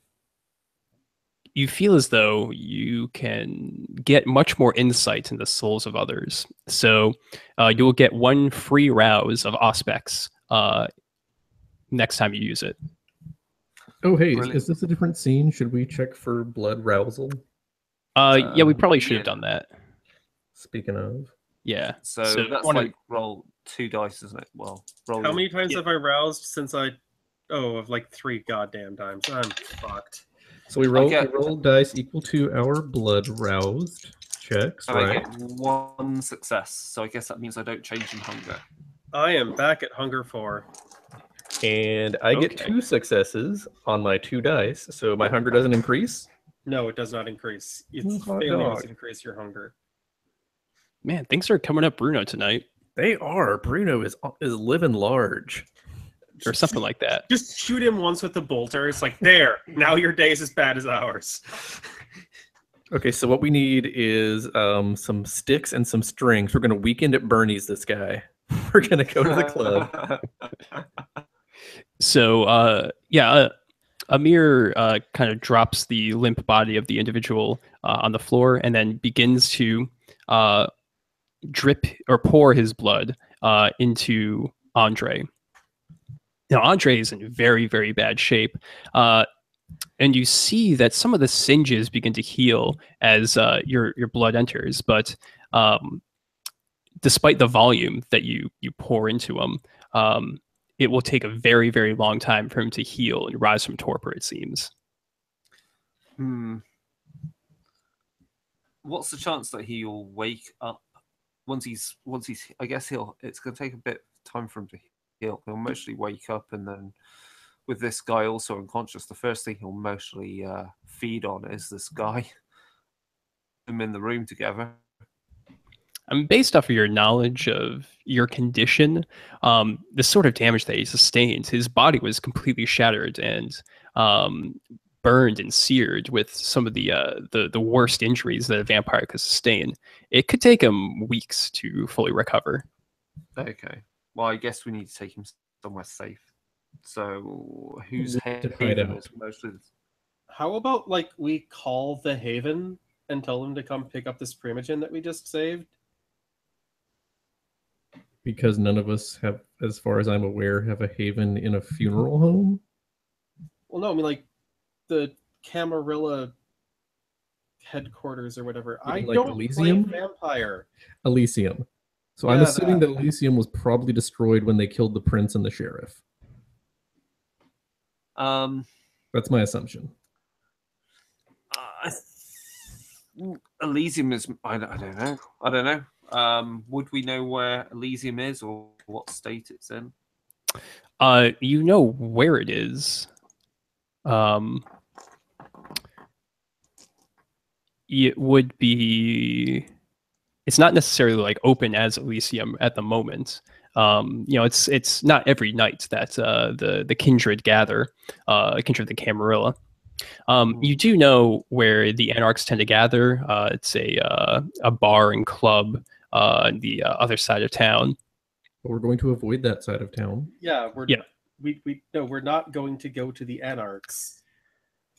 It might behoove you to try to, just throwing out some ideas here, maybe try to get into contact with someone from the Camarilla or any of your contacts, associates, allies, that sort of thing. Well, like that's what I was saying we should do. Yeah, do we have those?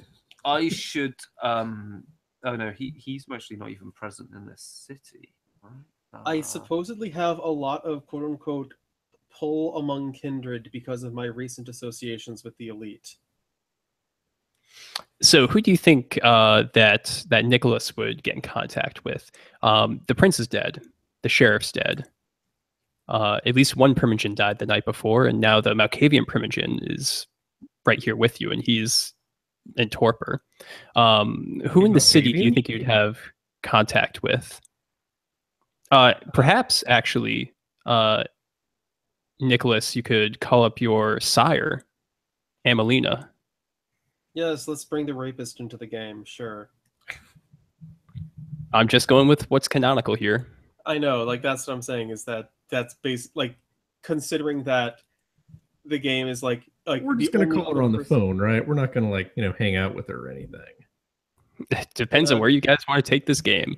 That's a good point.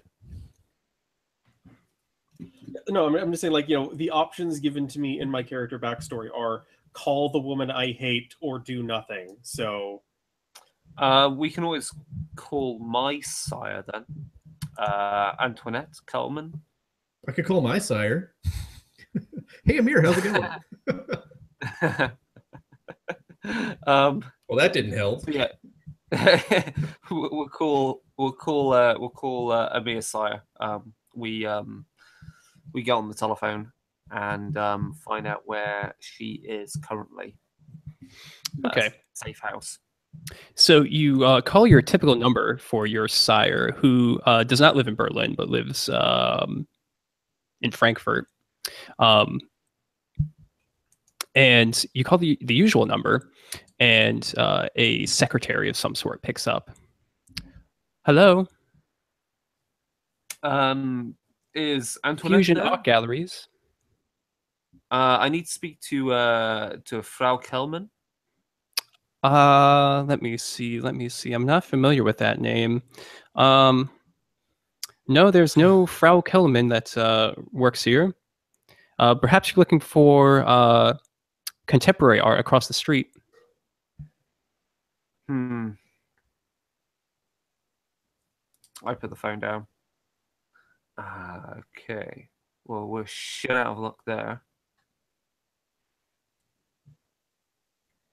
Let's just get back on the plot rails and call Amelia. I think maybe we should just go, like, hide out.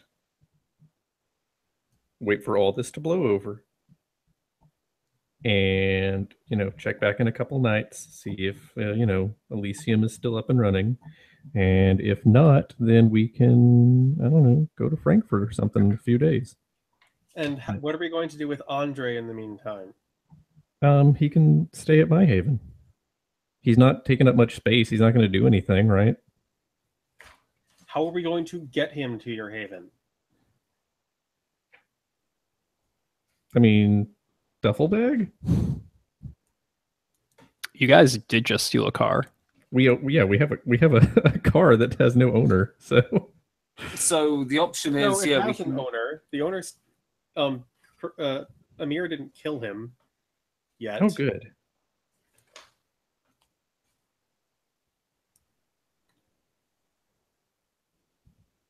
I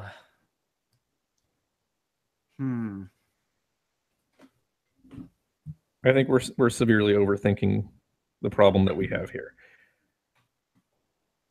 We take him to one of our. If you don't want to be mine, that's fine. I'm not married to the idea of him being. I don't know where my haven is. Again, my backstory doesn't really exist. You have a haven. Everybody has a haven. We all everyone have has a somewhere. haven. I know. Actually, let me see.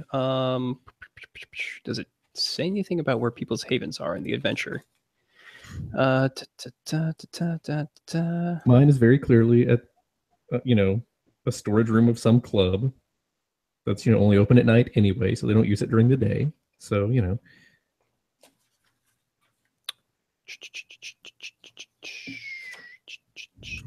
I know where a haven is. Well, yeah, we all know where at least one is. No, I know where a haven is that no one will be looking for us in. Do you? Yes. Hey, Mike, do you want to do a Control F for Hannah? What? I apparently know where Hannah's haven is because I staked her. Oh, in it. yes. Yes, you did. Yes, you can go to that haven if you'd like. Yes, I know of a haven that we can go to that will hopefully be safe. Right. And there'll be an angry person there, but we will have to explain it to her what's going on. Wait, who's this person? Someone who's probably mad at me, but Hannah's primagen in our Hannah's Hannah's a low-level anarch that Nicholas is indicating you that he had run-ins with in the past. I'm not sure we want. Wait. We want to go to the anarchs now? And anarchs. It's a place that no one will be looking for any of us in. Yeah, because we would be stupid to be there. It's apparently a known anarch place. Okay, first of all, I didn't know it was a known anarch's place. I just know it's a person named Hannah in my backstory. So maybe we should. The other option is call in on another. It is another Anarch, but he Like the game is basically railroading us in one of two places: call Amelia or go to the Anarchs. Yeah. I say we call in on Hannah, or I know of a Anarch who I made a servant to me for almost a year due to some infraction. And I know where his haven is, so it's up to you. We can either go bully some man on your sire. So do you want to flip a coin? All right, I guess we're going to the Anarchs. Go on, flip a coin. Okay, we're going to Hannah's place. Okay, so you drive towards the other side of town. You go towards a small redstone building. As Nicholas recalls, Hannah's haven was in the basement. There is a false floor that led down to another small level and kind of a little hiding cell for her. Is there going to be room for 4 grown people in this basement? Yep, probably. Okay. Well, We get out of the car and gently carry Andre downstairs. You do. You carry Andre down, open up the false floor, and Nicholas, where you left Hannah's body, you find just a pile of ash and a stake. Oh shit! yeah, that's not Remember very how I said that? reassuring. Remember how I said that there's only going to be one angry person here? That is no longer the case. Well, then we stay here. This is a great place to stash Andre, then, right? I mean, who else is going to come here? Did They've you notice that this is apparently a known vampire, a known kindred hangout, and they've I murdered was the last one person who that was here? staked her. Oh. I'm not sure why she's currently a pile of ash, but this is definitely safer than any place else I can think of right now. Does it look like there's been a window installed recently that I can see? Just out of curiosity. Nope, it is Okay. very light tight. Well, I guess we can hole up here for There's no sign- couple nights, but there's we're no gonna get hungry sign of down them. here. There's no sign that they kind of like set fire to her. Yeah, are there scorch marks on the floor or anything? You can roll, Who has the free use of auspex? guess, Oh, mental and Me, I'm going to use investigation. Auspex. I'm just Good going to use idea. Auspex and then investigate and sniff the air and taste the dirt. I'm going to go full Ray Mears on it and Cue the Sherlock Holmes music. yeah. Okay, so Amir gets down and dirty with this ash and takes a look. Based on your insight, you can tell that the ash has been here for a couple of months, but the blood on the stake has congealed and it's about a year old. Looking even closer towards one end of the pile of ash, it seems as though there is a chip in the concrete floor, a long, thin chip. So what? Did sunlight get through this very small slither? No, this is in the floor. Oh, in the floor, a chip. Yep. So they decapitated her. That would definitely, result in That final makes death sense. like this. Yeah. Well, then I think this is a safe place to be because they've killed whoever they were expecting to find here. Why would they come back to somewhere where they've cleared it already out of some fucking anarch? So let's just stay here. Okay. The only person who would know that I'd be here would be the sheriff. Well, no And longer a he's problem. dead. So, yes. So we're safe for now.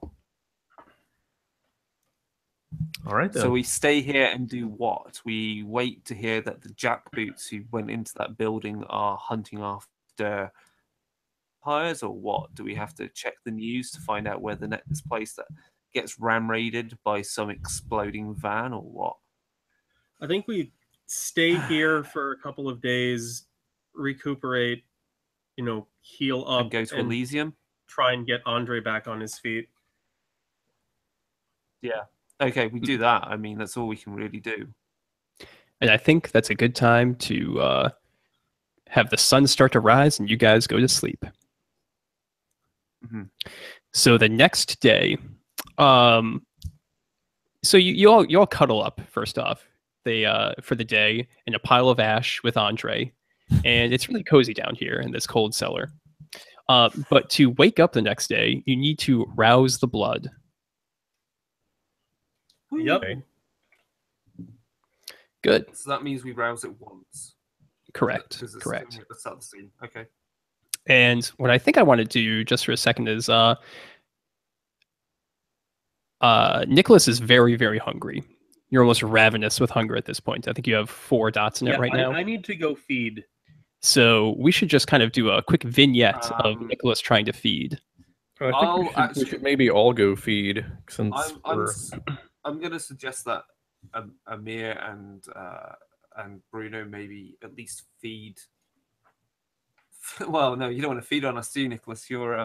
It's just I don't want you frenzing as you're basically murdering people in Whole Foods.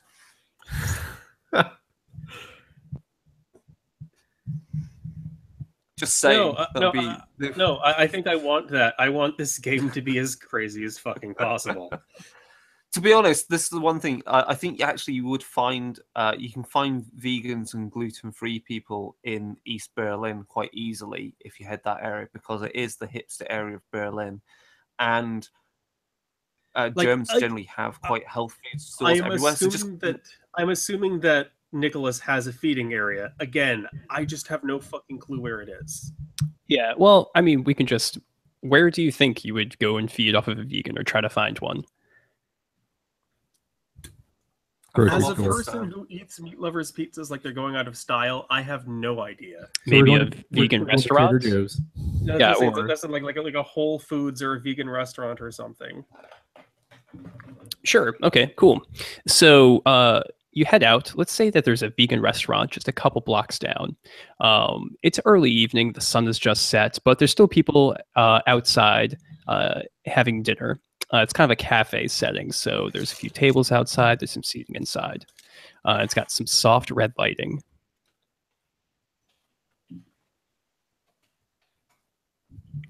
What do you do?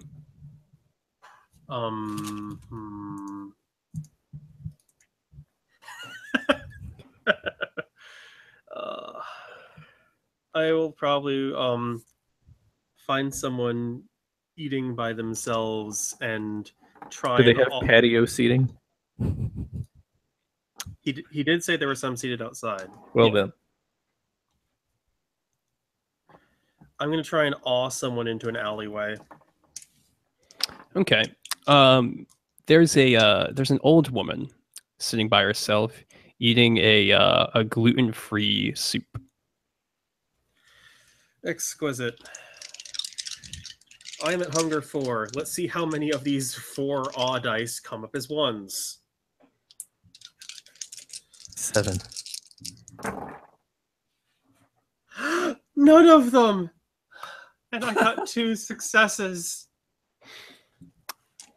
So you approach, and how are you trying to awe her? What's the message you're trying to get across?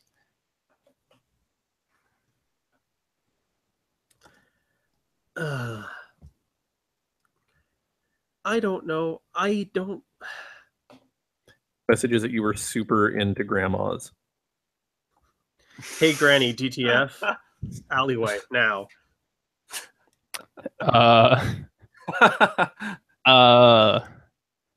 So let me guess. Oh my. Oh my, that's very forward of you. Yeah, I know, but you're into it anyway. I know. Come on, let's go. What would everyone else think? I think they'd be okay with it. But you're so muscular. You have no idea. And I guess she follows you into the alleyway. Yep, and I feed from her, and I'm down back to hunger 1. Hooray. All right, great. So that Does Amir happens. go feed? He mostly does. I will go find the nearest bar. I will use I would mostly sit in the bar using Auspex, glaze over, scanning the crowd until I find the one person that is in some respects lustful. So I'm looking for the deep red hue around the aura. I basically chat them up until I find I've got game and engage in the same sort of necking in some secluded part of the bar. That's a viable way of feeding. Okay. Yep. Sounds good. You should probably roll your one blood roused die. Yeah, Just to resolve here we that. go. It succeeds. Cool. And actually, Mike. Yep. I forgot. Okay, so I rolled my blood rouse die because I'm feeding, and I went to hunger 5, so I have to roll for frenzy. you do. Yep. So let's see what happens. Let's cut back. Poor You- Grandma. You felt pretty good, but the hunk is just taking over. So what do I do to roll for frenzy? You roll your composure dice. Do I get And- composure back for sleeping? Nope. How do you get composure back? There is some way to get composure back in here, but I don't remember what it is. Just to be completely honest, it was something about like role playing well, with like frenzies and compulsions. I think. All 3 of my composure dice succeeded. I don't know if You you thought resist you were gonna say frenzy. they were all one. I thought for sure. You resist frenzy. Good. What do I get from the Gilf blood? From an old woman. You get a free roll of necromancy sometime. Sure. I don't Awesome. know. You're not going to get potence or presence from this person, so it's probably something not relevant. Probably not composure, since you will go into a dark alley with a strange man. Oh my gosh, terrible. All right, so what's Bruno doing? How's he feeding? Bruno will be going to one of his hip and trendy clubs that he is a normal person at. He will sit at the bar. He will watch the people dance. He will find someone who is very attractive, and he will ask them to dance. And then he will ask them if they would like to join him in the shadowy alley behind the club. And when they say yes, he will feed. Because of course they will say yes. Of course. So you can feed, roll your rouse dice, and take as much blood as you desire. I will take exactly as much blood as necessary to sate my hunger, which was at a 1. So, and my rouse die came up as a 6. So, Okay, good to go. So you have no rouse, you have hunger 1, and you're just feeling good. Bruno's just coming up. Everything's just coming up, Bruno. It's been a great couple of days for Bruno. So Bruno leaves the individual right there and starts to head out of the alley. And as he does so, there is a thin young man right in front of him. His hands are shaking, and he's just holding a piece of paper. Can I help you? He extends the paper to you, hands still shaking. Okay, Knees weak, palms are sweaty. There's vomit on his sweater together already. I'll take the paper. And I assume it has something written on it? It does. It says, "You're compromised. You have a leak. Stay off phones. Havens will be raided by police midday. Avoid Kreuzberg and Friedrichshain. W is dust. London is gone. Paris and Brussels closed. Prague is safe. A has connect." Well, that's convenient. I will thank the skinny little tweaker and move on. He scampers off. Good job. Well, that's convenient. So, A has connect, but I know 2 A's. And they didn't sign this, I'm sure. It is not signed, but it is handwritten. Do I recognize the handwriting? You do not. Of course not. Okay, well.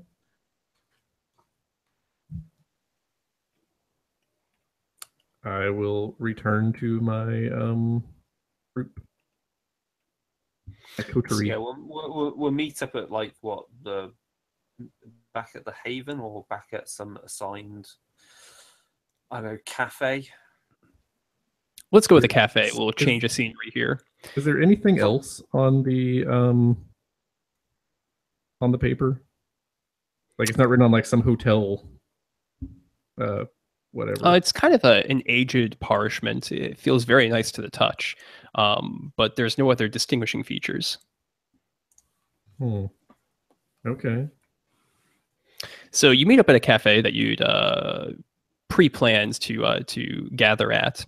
It's open late, luckily, and it's very quiet at the moment. Not too many people are in here, but you still have to speak in hushed whispers in your little corner table. So, Nicholas, are you now finally full up? Well, I still have 2 aggravated damage. Is that what you say to me? No, okay. I'm better. I'm not Yeah. great. Yeah, sure. Yeah, well, I was able to find something to nibble on. How about you, Bruno? Oh yeah, I'm fine. So speaking of, do you know anybody in Prague? No. No. You don't know anybody in Prague. Maybe perhaps a friend of the family, or perhaps it's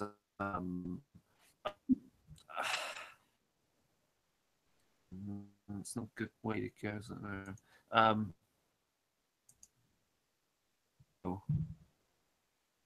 See, I'm asking because I was approached on the street outside one of my normal hangouts, and I was given this note, and I'll show Amir the note.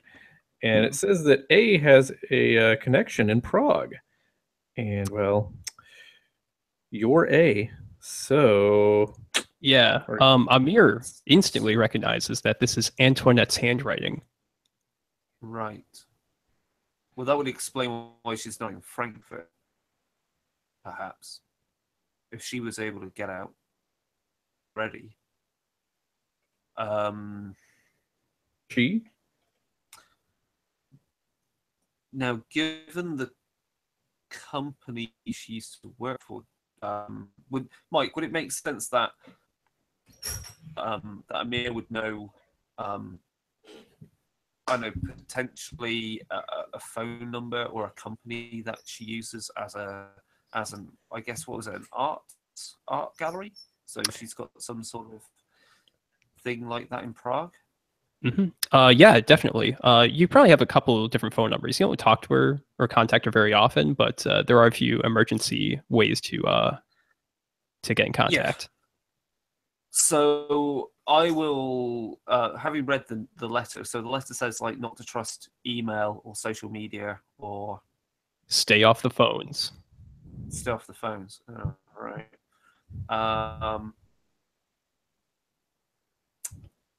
Yeah, that's fun and games. Then I guess we drive to Prague. I mean, we are in Berlin, and Berlin to Prague is like what? If you drove all night, it's doable, but it's summer, so we don't have many hours. You could probably make it. You guys only spent like 90 minutes feeding before you met up again. So it would not be too difficult for you guys to grab your car and head to Prague. So weekend at Andre's into the trunk, and off we go to Prague. Weekend Weekend at Antoine's Bernie's. actually with Andre. Yes, I said weekend at Andre's into the trunk, and off we go. Cool. All right, just to kind of speed things up because we're running out of time. So you guys start to head back to the Haven and where your car is parked. And could I get someone to give me an alertness plus mental check? Sure, I can do that. Yep. That is 4 successes. Okay, so Bruno definitely notices that you guys are walking along. There are a number of individuals walking maybe half a block behind you, but they seem to be making every turn and following you on your path back. Okay, I've got 3 successes. Okay. Well, I will point out that we have a tail. Shit. What do we do? Well, we either run or we confront them. Is it worth around the next corner splitting up? because and then reconvening at a place of our choosing because let's think, Bruno, because you can disappear. Oh yeah, I'll be fine. If you did that and then went and picked up the car and Andre, and then we can and then you can come pick us up and then we can drive off before these guys ever catch us. And there'll be less of them following us because they'll try to have followed you and fail. Sure, I can do that. That's a good plan. Are we okay with that, Nicholas? Sure. I mean, the only thing I could do is make myself more obvious and get their attention, so that's not going to help us. Yeah, exactly. Same here. So, I think we basically just need to kind of like, you know, do a walk around the block a few times here and just try and lose them, and then we'll pick a park nearby, and Bruno, you can come pick us up there in the car, and then we can get the hell out of here. Yeah, no problem. Okay, so you guys try to lose them, but they seem to be pretty tight in your tail, paying attention. So you're around a corner, and can I assume that Bruno uses obfuscate? The 2 others run away in separate directions. Is that right? That was the plan. Okay, so you do that, and you're able to easily run away once you've kind of like broken line of sight. As the tail rounds the corner, Bruno's still nearby, and they stop, look around, growl, and sniff. But then they simply just say, "Can we, motherfuckers," and walk away. Would I've heard that? Because actually, that's a good reason. I could have brought up. I would have roused all specs. Actually, fair enough. Yeah, to know where they are for heightened. So if I heard that, then fine. Yeah, certainly. So okay, you guys hear they're obviously anarchs, and I want it up ready to keep us from being surprised by other anyone else if there's an ambush. And then we just wait for Bruno to arrive with the car and Andre. Yep. And yep, Bruno pulls up with the car, no problems. And I guess we're driving to Prague. Yep. So you get in the car and you take one of the larger freeways to get out of the city. And up ahead, you see that there's a number of what color are the police sirens in Germany? Are they blue? Just yeah. So you see a series of blue sirens spinning up ahead. Okay. As you get a little bit closer, it seems there's a lot of cars. You see a lot of brake lights, and it seems like there's a checkpoint to get out of the city. Why the fuck would there be checkpoint? Like, this is a bit Gestapo shit going on. Can we turn on the radio to hear what's on the news? You do. And the radio cuts in. And just as an announcement, after the recent terrorist attacks last night, all travel out of the city of Berlin is subject to security and inspections. Please cooperate with any security individuals you encounter, etc., etc. Well, Huh. that's not good.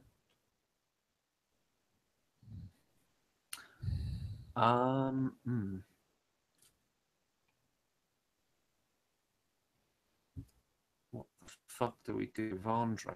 Either we dump him. That isn't really an option, is it?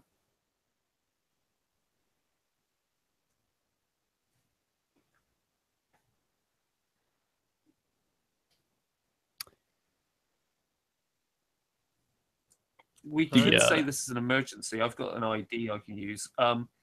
If we, because I'm actually also, I show them my other cover identity that I've got some ID for, because I can actually, I actually pose as a Turkish surgeon. So we could say this is an emergency, but I wonder how well the police are going to be with some Turkish guy rushing off in some direction with a corpse in the trunk. Remember? Yeah, right. It's a blockade. They're searching cars, so. And I don't have dominate. All I can do is maybe scare the shit out of one of them.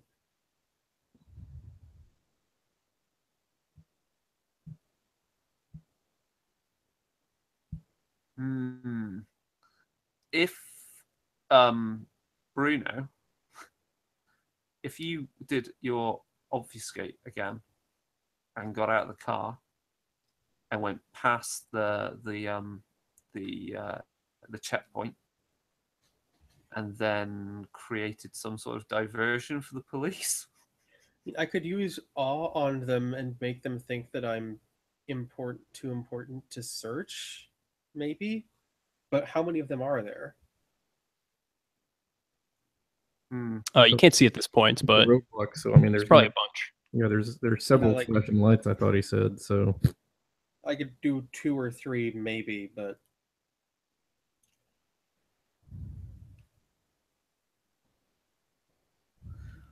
I guess if I show them the ID, which is a valid ID, as it can be, and you do your OR, then maybe that's enough to get past them.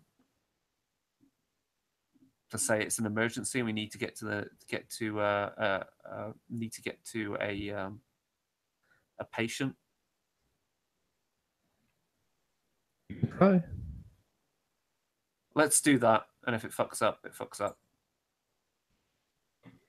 Okay. So eventually, 15 minutes later, you finally pull up to the checkpoint. There's a canine unit and a few people. One of them, a cop, walks up and uses a flashlight to tap on the glass of the driver's side, where I guess Bruno is driving. I'll roll down the window. Evening, officer. Why are you leaving the city and where are you going? We are headed to Prague. I have to get the good doctor here to a hospital in Prague. Mm-hmm. Good. Are you bringing anything into or out of the city at this point? Just the 3 of us and clothes on our backs and the doctor's surgical supplies, medical equipment. Would you mind if you... we don't have any medical... You wouldn't say medical equipment. There's nothing else on us. Medical waste to the trunk. Mm-hmm. Would you mind popping the trunk so we can just take a look? Can I ask what this is all about? It's just a routine inspection after... there are as you've probably heard on the news, we believe there may be other cells here in the city at this point trying to escape. And we are attempting to track down any of the would-be terrorists. Do we look like terrorists to you? Are you profiling us? He doesn't say anything, but he does glance at Amir. Yeah, he's totally profiling me. Look, officer, I assure you that we're just trying to get to get our doctor friend here to Prague before time runs out for his patient. Every minute we waste here. Can I see any identification or passports? Sure. I show my ID for as my being a surgeon. Okay. He steps away, and let's see how good this ID was.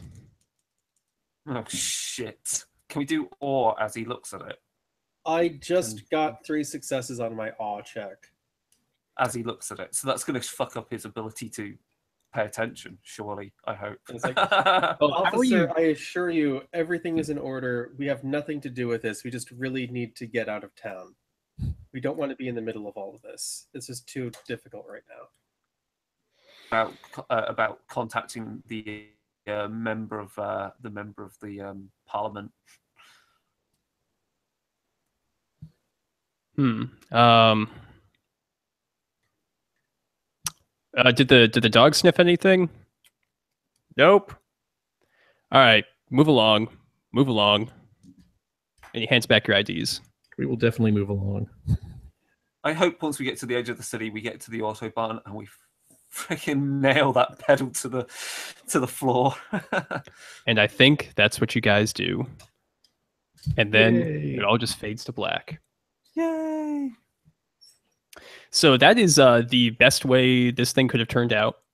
The other options in here are pretty brutal, but you guys played it pretty well and made some good decisions, especially not going back to your own havens. That was crucial. So yeah, good work. You guys survived. Yay! So the answer to all of this is just don't do the obvious and right. A little bit, but I mean, like, not having to deal with the Anarchs is pretty big, and not having to deal with any of the further security forces. So, great work, team. Team Run and Hide. Yeah. So just real quick before we sign off here, how'd you guys feel about the mechanics overall?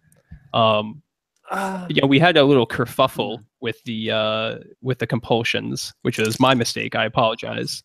So it should have been a lot more of the blood whispers that were occurring instead of the more intricate compulsions. Blood whispers being you just kind of like get distracted. In combat, you just kind of stand there and lose your turn, that sort of thing. Well, that would have made things very different. Yeah. I think it actually would have made things less interesting. The blood whispers, again, it kind of just is almost delaying tactic in a lot of ways. You activate your discipline that you're using in combat, and it's like, oh, nope, you actually don't get to do anything this turn. In combat with people who have fucking bolters is kind of ridiculous. A little bit. So I'm pretty happy that like we had some of the frenzies coming up and that sort of thing. I think that would be one of my pieces of feedback is that blood whispers are kind of boring, and the some of the compulsions could be reworked a little bit. I get the purpose of blood whispers, but if you're in a combat situation, it's probably going to be a very boring solution. Cool. What do you guys think of having only 3 attributes? I mean, it makes it a lot easier, but easier isn't necessarily better. Yeah, I mean it's fairly fast, but I don't see, in some respects, I don't see what we've gained or lost. I mean, the only thing that's quite obvious that we've lost is the stat that no fucker ever bothers with, which is appearance. Right, Yeah, definitely. And the fact that you can't really, like, there's absolutely no difference between like the mental statistics and the social statistics. If you have high social, then you are pretty well spoken and convincing. If you have high mental, you are smart, perceptive, and quick thinking. Like there's no real room for granularity anymore. And there's also the fact that firearms is a purely mental action now. Yeah, that's an odd choice. Yeah, I get that they wanted to break up all of the combat off of physical, but having firearms be the one that they put under mental is very strange. Well, no, like that's the thing. I think that's a side effect of the fact that we only have 3 stats now. Is that they couldn't make physical the one single combat stat, so they moved firearms over to mental. Yeah. I mean, the 3 stats we know works fine for quick and easy characters when you need to do that for NPCs. Absolutely. And that works fine. I think, Mike, that mostly sped shit up for you. Oh yeah, I hardly had to reference anything with the NPCs and the like SWAT guys that you're fighting. And that was very easy. And that clearly comes from Chronicles of Darkness, where you just go into power, finesse, and resistance, essentially. Could they But then that's the thing, like, yeah, I don't. There needs to be a bit more to those 3 stats as they are. Right, and like my character was kind of badly optimized, I guess. I think would be what I was saying. It's like I don't think any of them were optimal. I have like, aspects but no awareness. So yeah, like I've got no intimidation and a single dot in persuasion, and well, it's yeah, like I'm the social character. Yeah, I'm the social character, but I can't do any of these things. And I also I've got several dots in athletics, sprawl, dodge, larceny, and stealth, but only 2 dots in physical because apparently I'm supposed to be like, I guess these are designed to force me to use potence and rouse a bunch. Yeah, I can see that happening. Yeah. Because my guy had tons of athletics, brawl, tons in physique, and also firearms. Totally tilted towards combat, which showed. I'm looking at my characters, like I've got tons of mental stats, tons of academics, 4 dots in alertness, and it's like, okay, that's great, but I can't use any of these. Like, I have 3 dots in investigation, which I guess makes sense as an investigative journalist, but that's supposed to be my cover, not like I'm actually a vampire and I've got potence and all this other bullshit that I can't use. Gotcha. Yeah, I mean, they're kind of suboptimal, but we can kind of leave that aside as just, some design that should be better for the further play tests. One thing I want to kind of talk about a little bit is it didn't come up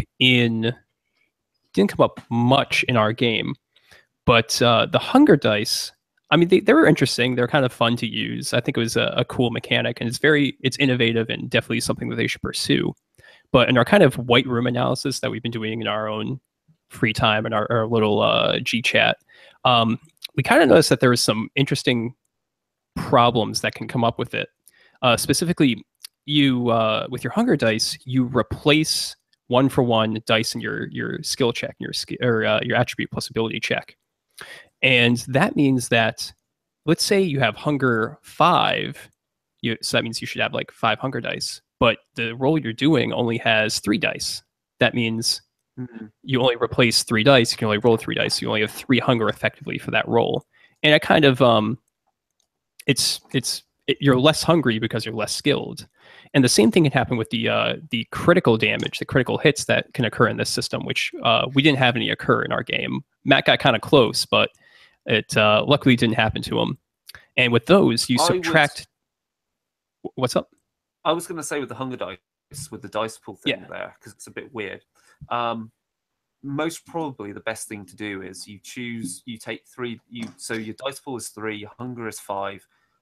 You still roll 3 dice for the pool, and see if you get any. See if you succeed. See if you get any 1s, and the remaining hunger dice that you have get 1s. They don't count as successes, but you just got to see whether you get 1s. So you could still completely succeed, but still does that require a third color of die? You'll need 1 for the active hunger, 1 for the regular, and 1 for the inactive hunger. Yeah, it might get a little messy. The one thing I noticed about this game is that it seems designed to create failure spirals. That might have just been you, though. Yeah. Well, no, No, so, it certainly like, is. Matt's definitely right. But no, you're joking aside. Yeah, it obviously is. But that's I Like, think the purpose of the game. as you get more hungry, you need to rouse more to offset the compulsions you're getting. But then you're spending willpower to reroll dice. But since willpower and compulsion are rolled off of the pool rather than the stat, eventually you're going to like not have those as defenses anymore. So you're going to have to spend more blood, which means you're going to be hungry, which means it's yeah. I mean, the composure it came up. You were asking how composure gets regenerated. That's if you act in accordance, you role play in accordance to the compulsion that you were given. Kind of like conditions. Right. Yeah, it's pretty interesting. And another weird thing, just to put it out there, is that if you were to get a critical injury or something like that, those subtract dice from your pool when you're making an ability plus attribute check as usual. So that means that if you're critically injured, when you replace with hunger dice, you will actually be less hungry when you're rolling because you're injured, which is another bizarre unintentional effect. No, and when same thing as like if your health track is filled with damage, you're less hungry because you're rolling less dice. Yeah, which you can fix that pretty easily because of the new difficulty system. You just will need to increase the difficulty, meaning you need more successes to achieve something because you're injured. So that's actually a pretty easy fix for them. Mm-hmm. Cool. Any other final thoughts here before we sign off? Nope. I think we went over everything fairly well. All right, cool. All right, thanks, guys. Interesting adventure. Hope you guys had some fun, and I'm very happy that we were able to, do a little playtest and give some feedback on the new edition thus far. Yeah, absolutely. Had a lot of fun. So, yeah, I think it's. Yep. What's up, Chris? No, it's cool. I think it was interesting enough. You didn't railroad us too much. Yeah, you guys actually kind of avoided some of the railroad, but it's all good. It's all good. Anyway, real quick, of course, we are Darker Days Radio, pretty cool World of Darkness podcast here. And if you want to get in contact with us, give us some of your own feedback about this adventure or what you think of the new edition. We'd be pretty interested to hear about it, although White Wolf, of course, would be interested to hear about it as well. And you can get to us over at our email address, which is darkerdaysradio@gmail.com. Our Twitter is @darkerdaysradio. And of course, we have our sweet facebook.com/darkerdaysradio. So I think with that, thanks everyone and good night. See ya. Later, everybody. Good night.